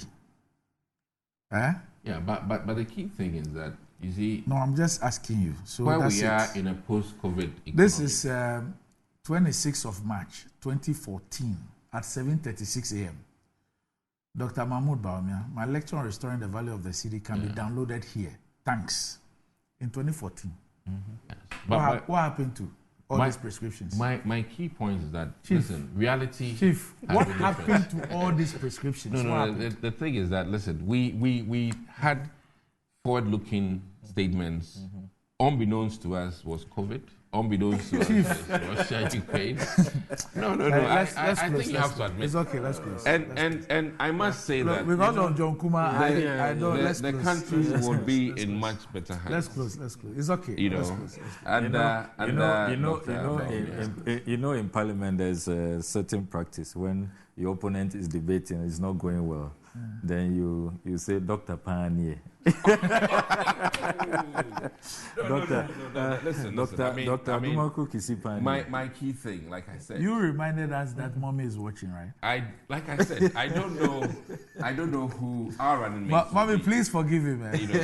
Forgive him. It's still morning. It's still morning. I've not spoken in terms of Jane's So reputation. we should go and do a debate No. What I'm saying is in that, 2024. so it's not going to be about debates. He wants podium talk. I have just shown you.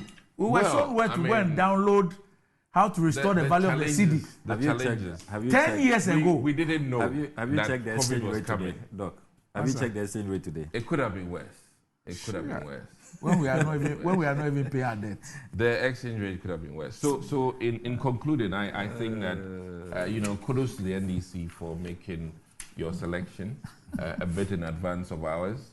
But I think that and let me add that John Kumah would have been a fantastic addition to our leadership if he was even considered or nominated. But here it is. He's gone, and nothing we can do about it. But you've done well. You've brought the same players who we know how to manage, and I think that the MPP has all that it takes to match this let me say partnership, because we've had you in the ring before, and whatever it took us to give you a gap of 500,000 votes, we will make sure we do that come December 2024. Okay. And I think that to conclude, the MPP has also shown its truthfulness with affirmative action. Right now, our majority deputy leader is a woman, and that is commendable when you think of it. And we are also very particular Deputy about. Whip. We have a deputy whip who is a woman too. Oh yes, we had Honorable Lydia, Doyo, who was also within the whip system. So what I'm trying to say is that the MPP is very cognizant of the role of women in politics, and we will not discount it. And we've proven that we are also for women in politics, and we aspire for that day, that one day we would have a first lady of the land, and MPP, I think, will be one of the very first parties to bring a woman as a presidential candidate, not as a vice president necessarily, but a presidential candidate. And I'm sure it will be refreshing. That will certainly be refreshing. so we'll beat you to that, I'm very sure. And I think that I must also add that the NDC's temperament yesterday, after dialogue with the AC, I must commend them finally for coming to the table to discuss electoral commission issues. I must say I saw Dr. Boama admittedly saying that the roadmap is a bit clearer for them. And I was worried initially, because when you have an opposition party not agreeing or happy with EC or the referee, then it creates a lot of... They have no issues. They have no issues. But it's because the EC has made a U-turn. The EC has abandoned the non-indelible ink. The EC has abandoned the change of election date. So, I mean, we are reasonable. Agreeable. Yeah, agreeable. But the key thing... What about, there was something, I think Graphic Online did a speculative piece on the calendar. And in that piece, what they showed created the impression that we're going to have different dates for balloting for presidential and parliamentary. Has that been resolved with this thing? Well, I'll have to check with Dr. Mane Boama if it's been resolved. But I Because see we that, know that they want to do registration in May. We know that the practice had been that once the presidential ballot is done, the parliamentary follows same. Yes. So when I saw this one, admittedly, that was the Graphic Online speculative thing, their scoop. But that created the impression that there will be separate balloting for presidential and separate for parliamentary. That's what I want to find out. If I see something in September, on September 13, for nomination of presidential and parliamentary. Okay, and then balloting for position on presidential will be on the 23rd of September. Yes. And then that for parliamentary will be also on the 24th. So it means that there are two separate... Presidential will be on the 23rd. Okay, so Doc says it's been resolved now. Yeah, he says it's been resolved. That has been resolved. Yeah. They say parties with presidential candidates will not double ballot. Yeah. Because So that was the it's been impression resolved. that created. Yeah. Okay. All right. Okay. Okay, all right. So that is, I must say that it's always good to be at the table when these discussions are happening, unlike before when they boycotted and kept boycotting and was rather, crying in the media domain. So this is a remarkable change in your behavior, and I must commend the NDC, at least for now changing. Now, as it stands, I think that this also brings about a bit more credibility so that whoever loses, and when the NDC should lose in 2024, December, they'll be more agreeable than they were. And I hope that this time your numbers will be, better calculated and on time, unlike before. Because the last election, I'm still waiting for your election numbers. You just reminded me of Professor Mills. God bless his soul. Zeufiasen. Okay. Oh no! All right. I'm just making a key point. Yes, Doc, yes. I'm just making a key point here. Unfortunately, we couldn't look at the visit to the world's most expensive yes, pit. we don't have time. So we didn't see you at the media engagement. I wasn't aware. Or because you got hint that soldiers will be there, you decided to. Oh no! What happened? That would not be. That would not be a reason for my chicken out. I didn't. Very courageous. No, if I knew, I would have been there. Why? What happened? Well, we had a commissioning visit to the world's most expensive opposition pit. Have you heard that you were? Have you heard that? Since when did opposition commission? When there's a government in power? Have you heard really that? So what you did amounted to mocking We are God. demanding accountability. $58.1 million. Have you commissioned all the things that 58.1 million dollars. 12. $58.1 million, over 740 million Ghana cedis, and all we see is a pit, the world's most expensive pit. This is rather ridiculous. At the time they had spent $30 million, it was still a pit. Bishop Dakeward Mills resigned, and he said that he couldn't sit well with his conscience. We went there to on a significant day. You told is us that the president you are setting? You were in parliament. You were in parliament when the finance minister came to announce. We were and the president also talked about commissioning on 6 March 2024. All of our projects that we are working on. You should be embarrassed about how much money we are wasting on these fruitless exercises. No. If you consider, if you, they say we should look for $250 million and add it to finish. It is so irritating, so annoying that they I don't know who was speaking, whether it's Kusi Boateng or Edu Jenfi. But you met him recently. Me at where? Oh, you didn't meet him? It's I bad. met him. I met him. So we are not in government. And okay. That's the commissioning. You should. So now opposition can commission. So who paid for the balloons? Volunteers brought it. Those so who this came. is not taxpayers' money? No, it's not taxpayers' money. So where is the reverend person? Let me congratulate Nicholas and co, the young men who put this together. They did a great job. For free. Yeah. The world's most expensive pit. Look, we will retrieve all those money. David Ajay, who is keeping at $19.6 million, he will cough it.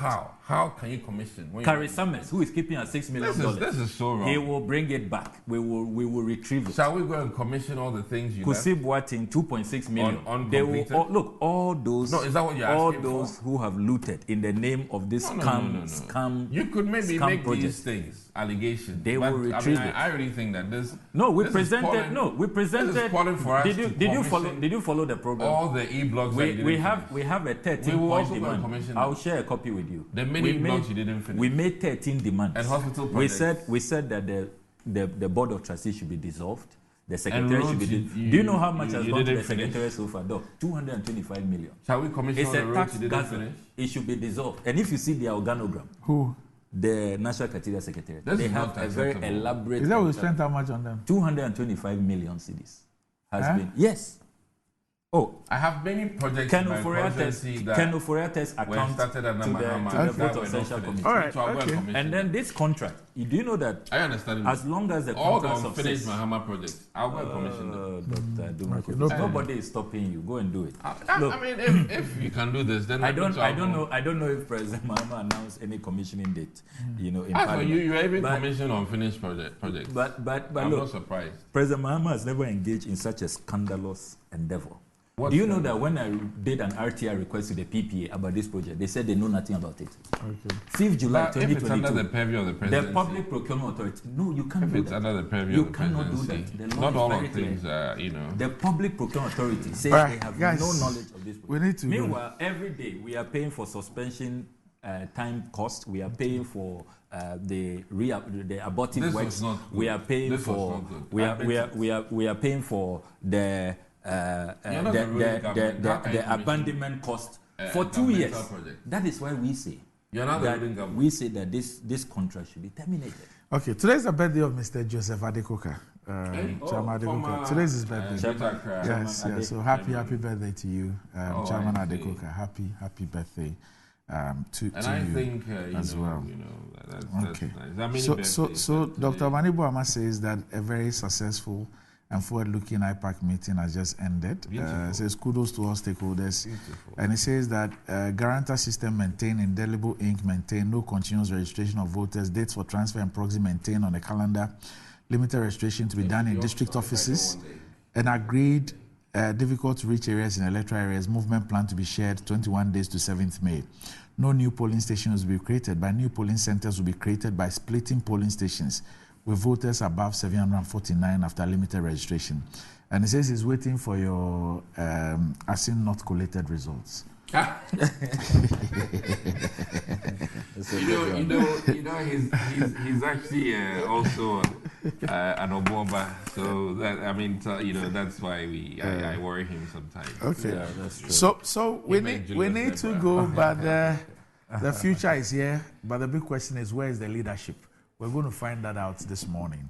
I have an interview with Professor Kweku Etuahinijima. Do you know that a Ghanaian is the number 2 innovation scholar in the world?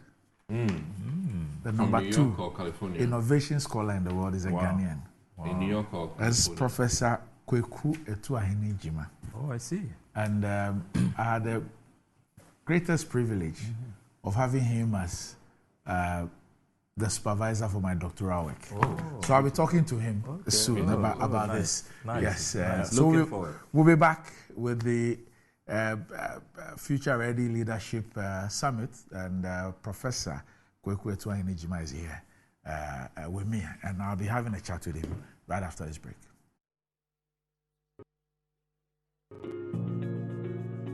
Yeah, hello. Oh, thank you. Thank you so much for the opportunity.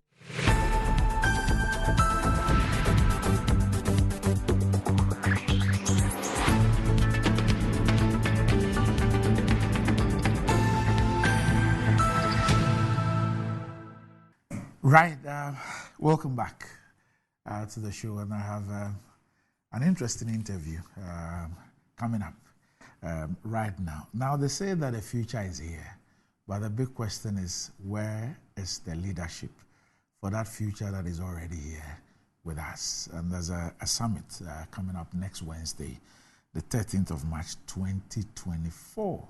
And this is the maiden edition of this summit, which is that Future Ready Leadership Summit. And it's by the Nobel International Business School, NIPS. And I have with me here the founder of NIPS, okay? And I also had the privilege of having him supervise my doctoral work.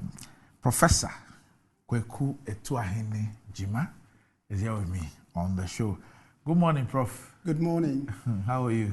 I'm doing well, thank you. You're still looking good. Thank you, you too. For those who don't know about NIPS, let's start off a bit about NIPS. And so Nobel International Business School, what's NIPS? NIPS is a doctoral school. We created NIPS for a specific purpose, and the purpose was to give opportunity to executives to be able to understand how to do research, find ways of improving knowledge, and being able to share that knowledge. We started NIPS back in 2014, and so this year we have 10 years. And so far we've graduated close to 250 doctorates. Wow. Which is phenomenal. So essentially that's NIPS. We're here to close knowledge gaps in executive decision making. You are accredited? Very well accredited. Otherwise, I'll go to jail, right? We are accredited by the by GTEC. I think this is institutional accreditation. This is our third one, which is now given to us last year to 2028, I think. Okay. Yeah. Okay. So which programs do you run? We run two main types of programs. You know, in the doctorate sphere, you have what we call professional doctorates. That is doctorates that are designed for executives, experienced executives. And then we have the academic doctorate, which is the PhD. Like an MBA and an MPhil? Exactly, okay. Yeah. And so we run both sides. But in the professional doctorate, we do have two types. One is the Doctor of Leadership, and one is the Doctor of Business Administration. And then the PhD, we have general PhD in Business Administration, but we have 5 concentrations, if you like. Okay. We do have a small program called the Executive MBA. Hopefully we will expand that in the future. But essentially, we're a doctorate school. Yeah. Okay. All right. So yourself, Professor Kweku Etuahene-Gyimah, I mean, who are you? Where did you emerge from? Well, in terms of schooling... I know you are Ghanaian. Yeah, of course I'm a Ghanaian. Yeah. Schooling, I emerged from Achirensua Secondary School. Achirensua? Yes. Okay. You probably haven't heard of that. I have. Oh, you have. Very good. Yes. We've produced quite some prominent people. From Achirensua Secondary School, I went to Infant Spim School. Okay. And then from there, I went to Legon. Okay. And after that, I went to Australia to do my PhD, Master's and PhD. Okay. And since that time, I've been working, I think from the 1992, that was when I finished my PhD. I worked in Hong Kong, I worked in UK, I worked in China, mainly Shanghai. And then 2014, I decided to come to Ghana to set up a new school. And the new school is the China Europe International Business School. CIBS? CIBS. You set it up? I set it up in Ghana. Oh, really? Yes. So I was the director for 5 years. Okay. And it got to a point you want to do new things. So I decided to quit to set up NIPS. Oh. Yeah. Okay. So that's the journey, kind of in a nutshell. So NIPS is your creation? NIPS is my creation. Okay. SIPS is not my creation, but I brought it from Shanghai to Ghana. To Ghana. And then you created NIPS? Yes. Okay. Now, at the time when I was pursuing my doctorate, you were the number 2 innovation scholar in the world. Yeah. Are you still number 2, or you've risen to number 1, or you've dropped to number 3? I don't know. That's an interesting question, because these kind of rankings do come on and off. So unless somebody does another ranking, this ranking that you're mentioning was published in the Journal of Product Innovation Management, where I was in the editorial board for a number of years. So unless I see another ranking, similar ranking, but this one is based on single-authored academic papers published in the top 10 business and management journals, right? So if somebody comes in and does another ranking, then of course we'll see where we are. But I think an interesting ranking these days is the done by the Stanford University researchers on the top 2% scientists in the world, right? And that's also based on academic papers. And that one has, for the past 4 years, ranked me as part of the top 2%. In the management area, I think the first time was 150 over 36,000 people. I don't know, I've not been following the subsequent ones, but you can check that. Yeah. All right. Now, Prof, I'm sure, and this is something that you've said, you've talked about in your class many times, but for the benefit of our viewers, one of the key issues that people have raised is what they see as a gap between theory and practice. Yes. And the fact that they see a lot of titles but our problems keep getting worse. Yes. People speak about a certain gap or a lack of correlation between the lecture hall and industry. Yeah. Basically, theory and practice. Yes. That we're so theoretical. Yeah. We seem to know all the right things. We seem to say all the right things, but we're unable to do all the right things. And so, what's happening to us? Our reality is not a reflection of all the things that we claim to have knowledge about. Yeah. I think that's an interesting observation. Now, the basic understanding that we should get is that theory is good, right? Theory is not, simply theory is a logical explanation of a potential relationship, right? So if I want to do A, then I want to know what should I do before I can get A? If I can get some constructs or some variables that I could explain A, and I have a logical relationship between them, I can produce a logical reasoning to expect a relationship between them. That is theory, right? In other words, it gives me a chance to predict that something could happen if I do A. B will happen. Now, the problem you're alluding to is the implementation side. In other words, people know this, but then because of certain things, they don't do it. In fact, what we're going to, the conference we're going to have, or the summit we're going to have, relates to this. When we get into details, I will explain what future ready means. So you can learn a lot. We gave you a lot of research methods, we gave you theory, we gave you everything. Now you have the knowledge.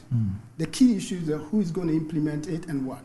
And that's what makes studies interesting, because we all learn the same thing, but certain people do it in a different way, and others don't actually do it or do it in the wrong way. The application. The application. So theory is not bad. It has been done with us for a long, long time, and it's continued to be with us. It's an important foundation. It's an important foundation to what we do. But how we do it is a different matter. Okay, so let that lead us into why we're actually here this morning.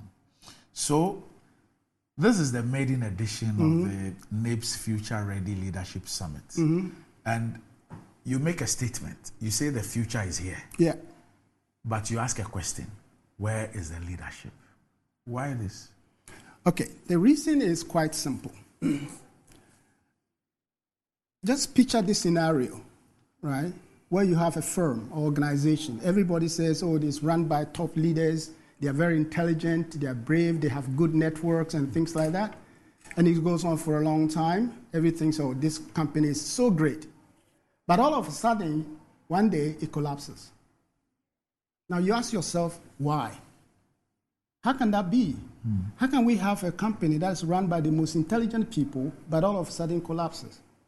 Now the problem is that in Ghana and in other parts of the world, the leadership discourse has not focused on this issue.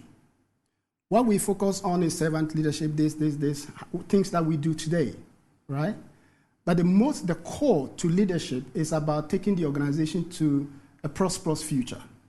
And if you're going to take the organization to a prosperous future, you've got two problems.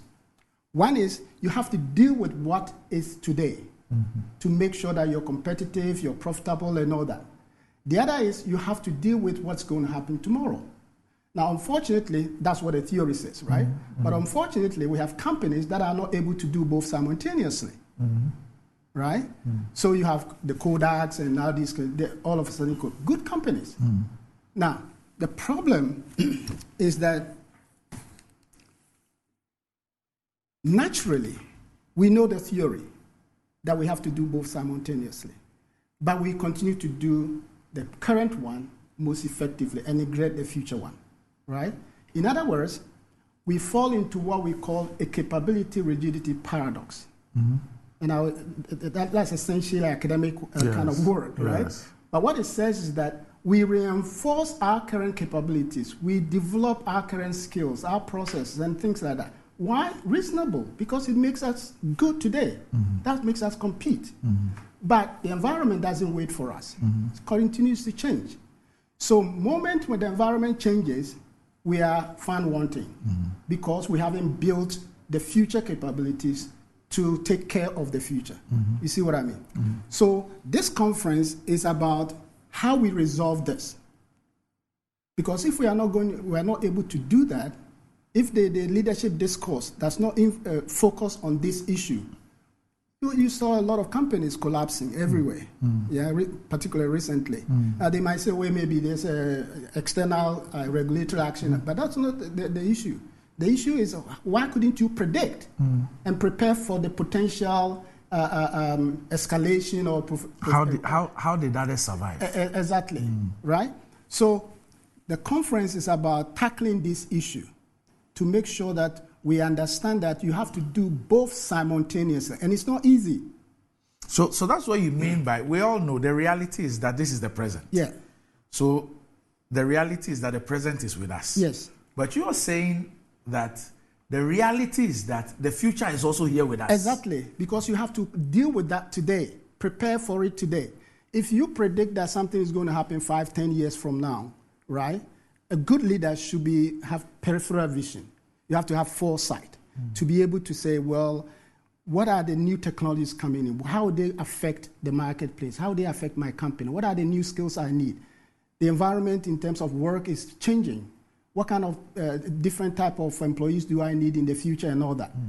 You have to cater for today to build your capability to compete. But you also have to start thinking about, how do I invest for the future?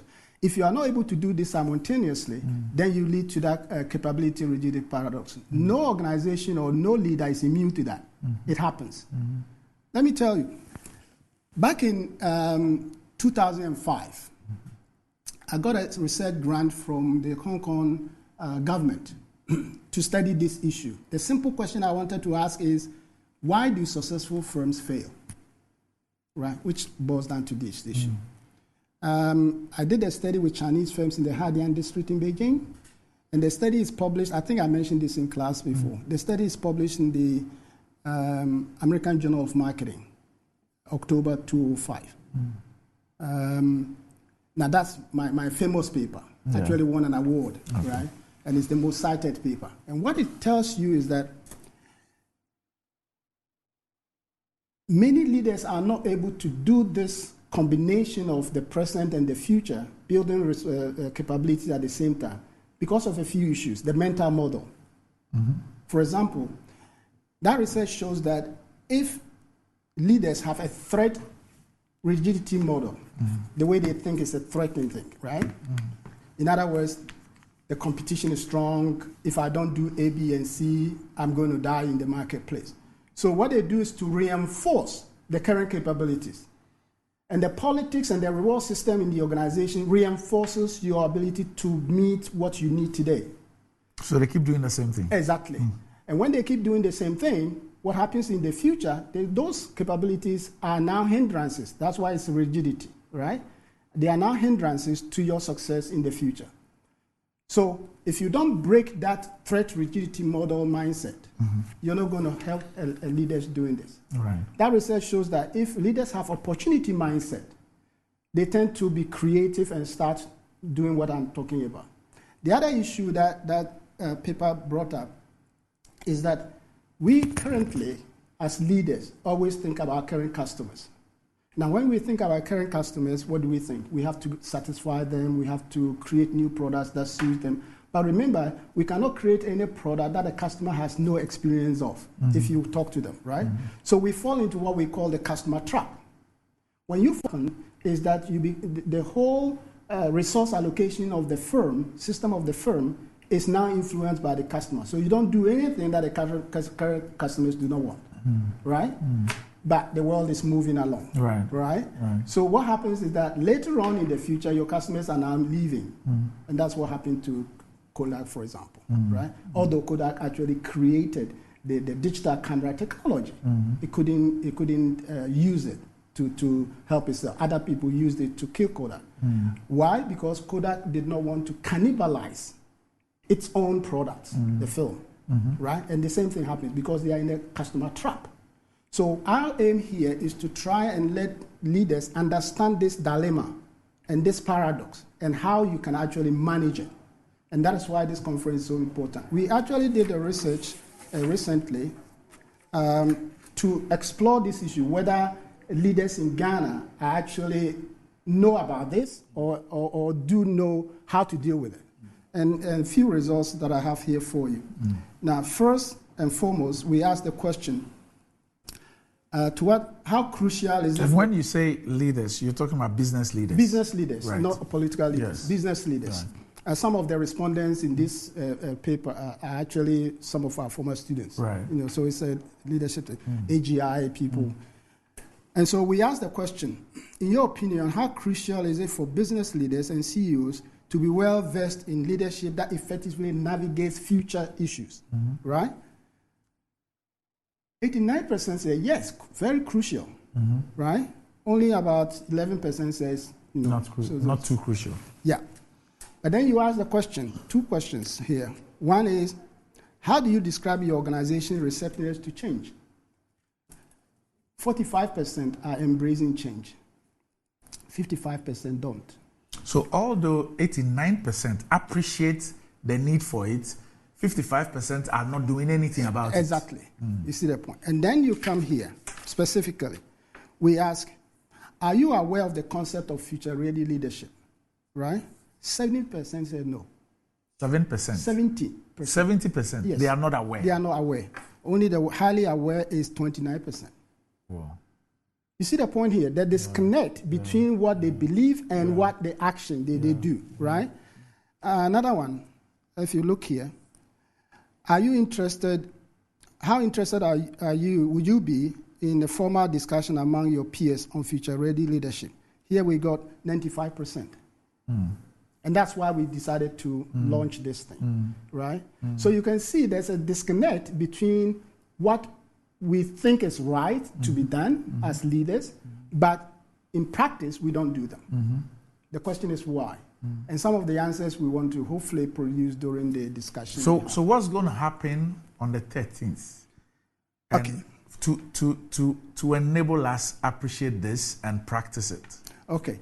We decided to really do our due diligence to select a good number of people who we think can deal with this topic, right?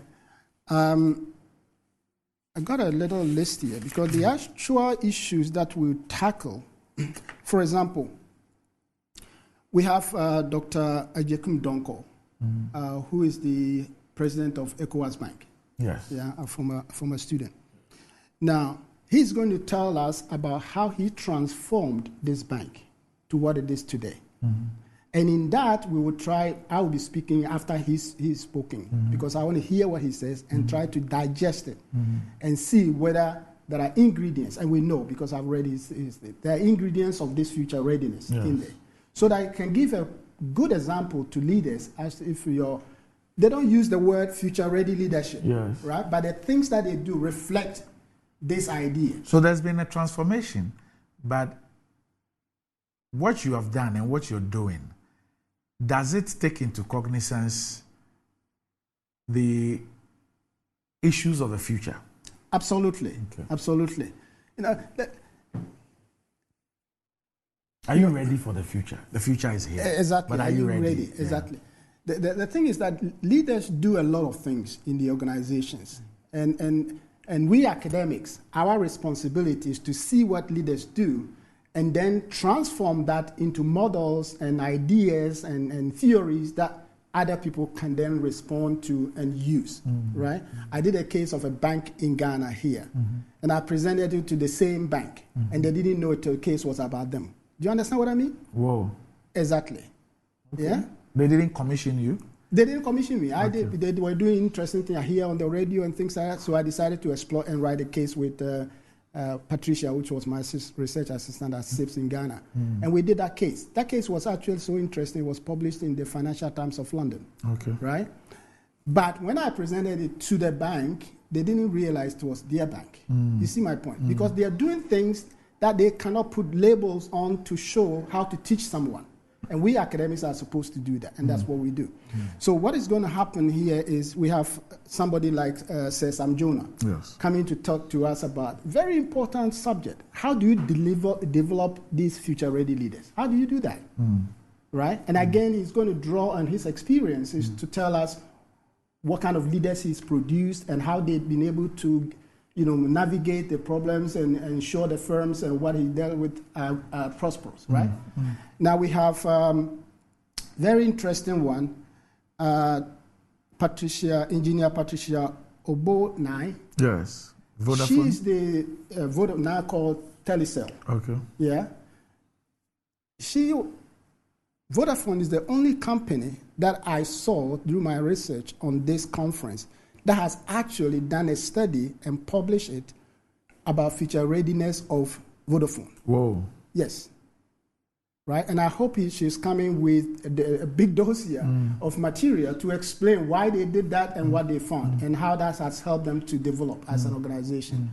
So with these kind of presentations, we'll be able to hopefully rejig people's mindset and for them to start thinking about how do we balance tomorrow and today at the same time, which is perhaps the most difficult part of leadership. All right. So it's starting at 8 a.m. Yeah.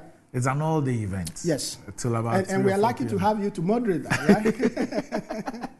right? I couldn't have said no.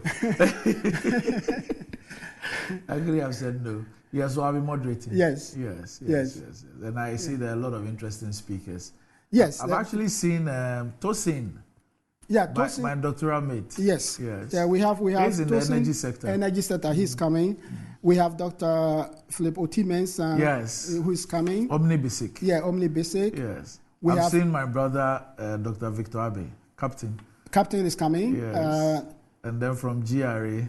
From GRA, we have Dr. Amishadai, who is coming. Yes. Quite a number of the Yele, Dr. Yele Okeremi is coming from Nigeria on this one. Yes. So he's in the IT space, right? Yeah, he's in the IT space. Yeah. Yes. So the response has been great. So what we've decided to do is to be selective. This is not one of the big 500 people conference. This is going to be a small conference. The reason for that is that we want to make sure that we have interaction and good debates and good discussion, right? So what we've decided to do is that we make it free now. So it's free? It's free. Okay. And people can, but it's by invitation only. Okay. So what we do is that you call the numbers on the screen. So that's 0267 349 147, 0267 349 147, or 0244 202 949, 0244 202 949. Yes, and so when you call, then they have a few questions and things like that, and then they will give you a ticket to come. So that's the idea. So 13th of March 2024, that's next week, Wednesday, at the Mervyn Peak Ambassador Hotel in Accra. It starts at 8 a.m. Yes. Right. Yes. Right. So at the end of this session, what do you expect to achieve? Okay. Is it going to be one of, you see, we have a lot of these sessions, so it happens. People come, they talk, people ask questions, and then what? Okay, two things probably will happen. One is that we have, the study that I spoke to you about. Yes. We're preparing the report, and we hope to collect a few more data during the conference. So we have the questionnaire there so that people can also complete, and then we put it together. So they'll have that report, right? The second thing that would happen is that, as an institution, because if we see that there's enthusiasm on this, that helps us then to develop programs that deal with this issue, right? What we call the School of Executive Development. We have short programs that deal with this issue. We deal with a lot of issues. But following this, we will then develop programs that actually let people come in to understand this issue, how to deal with it. The third thing that would happen is that we hope that some people that may come in the future to do our doctorates will take programs like this, as their doctorate topics, right? Yeah. And finally, next thing that will happen is that we'll be preparing for the next session next year, right? So we want to have this conversation as a long-term one, hopefully, so that we will be able to, change the DNA of leadership. Because remember, the core of leadership is not what's happening today. Managers can take care of that, right? What is happening tomorrow is your responsibility. The problem is, how do you combine looking after today and the future at the same time? And if we can resolve that, a lot of things positive will happen. All right. So, Prof, I'll let you go, but let me ask this question. Yes, go ahead. Why must anybody be interested in or aspire to have an academic or a professional doctorate? Why?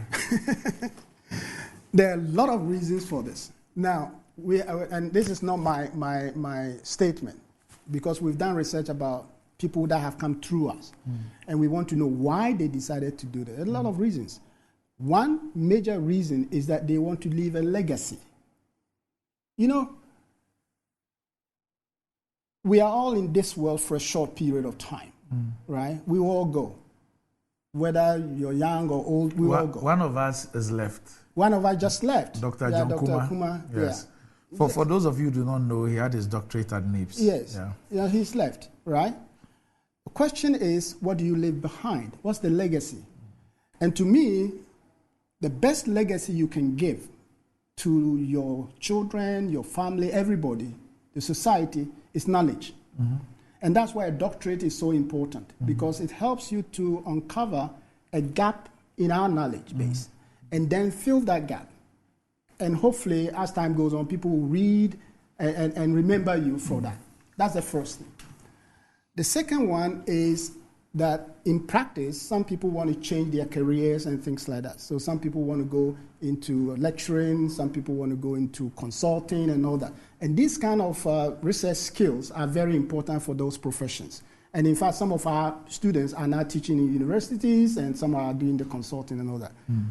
The other thing is that, remember, this school is, our main target is experienced executives, which means that these people may have kids who are probably in secondary school, or even some of them may have doctorates, kids that have doctorates.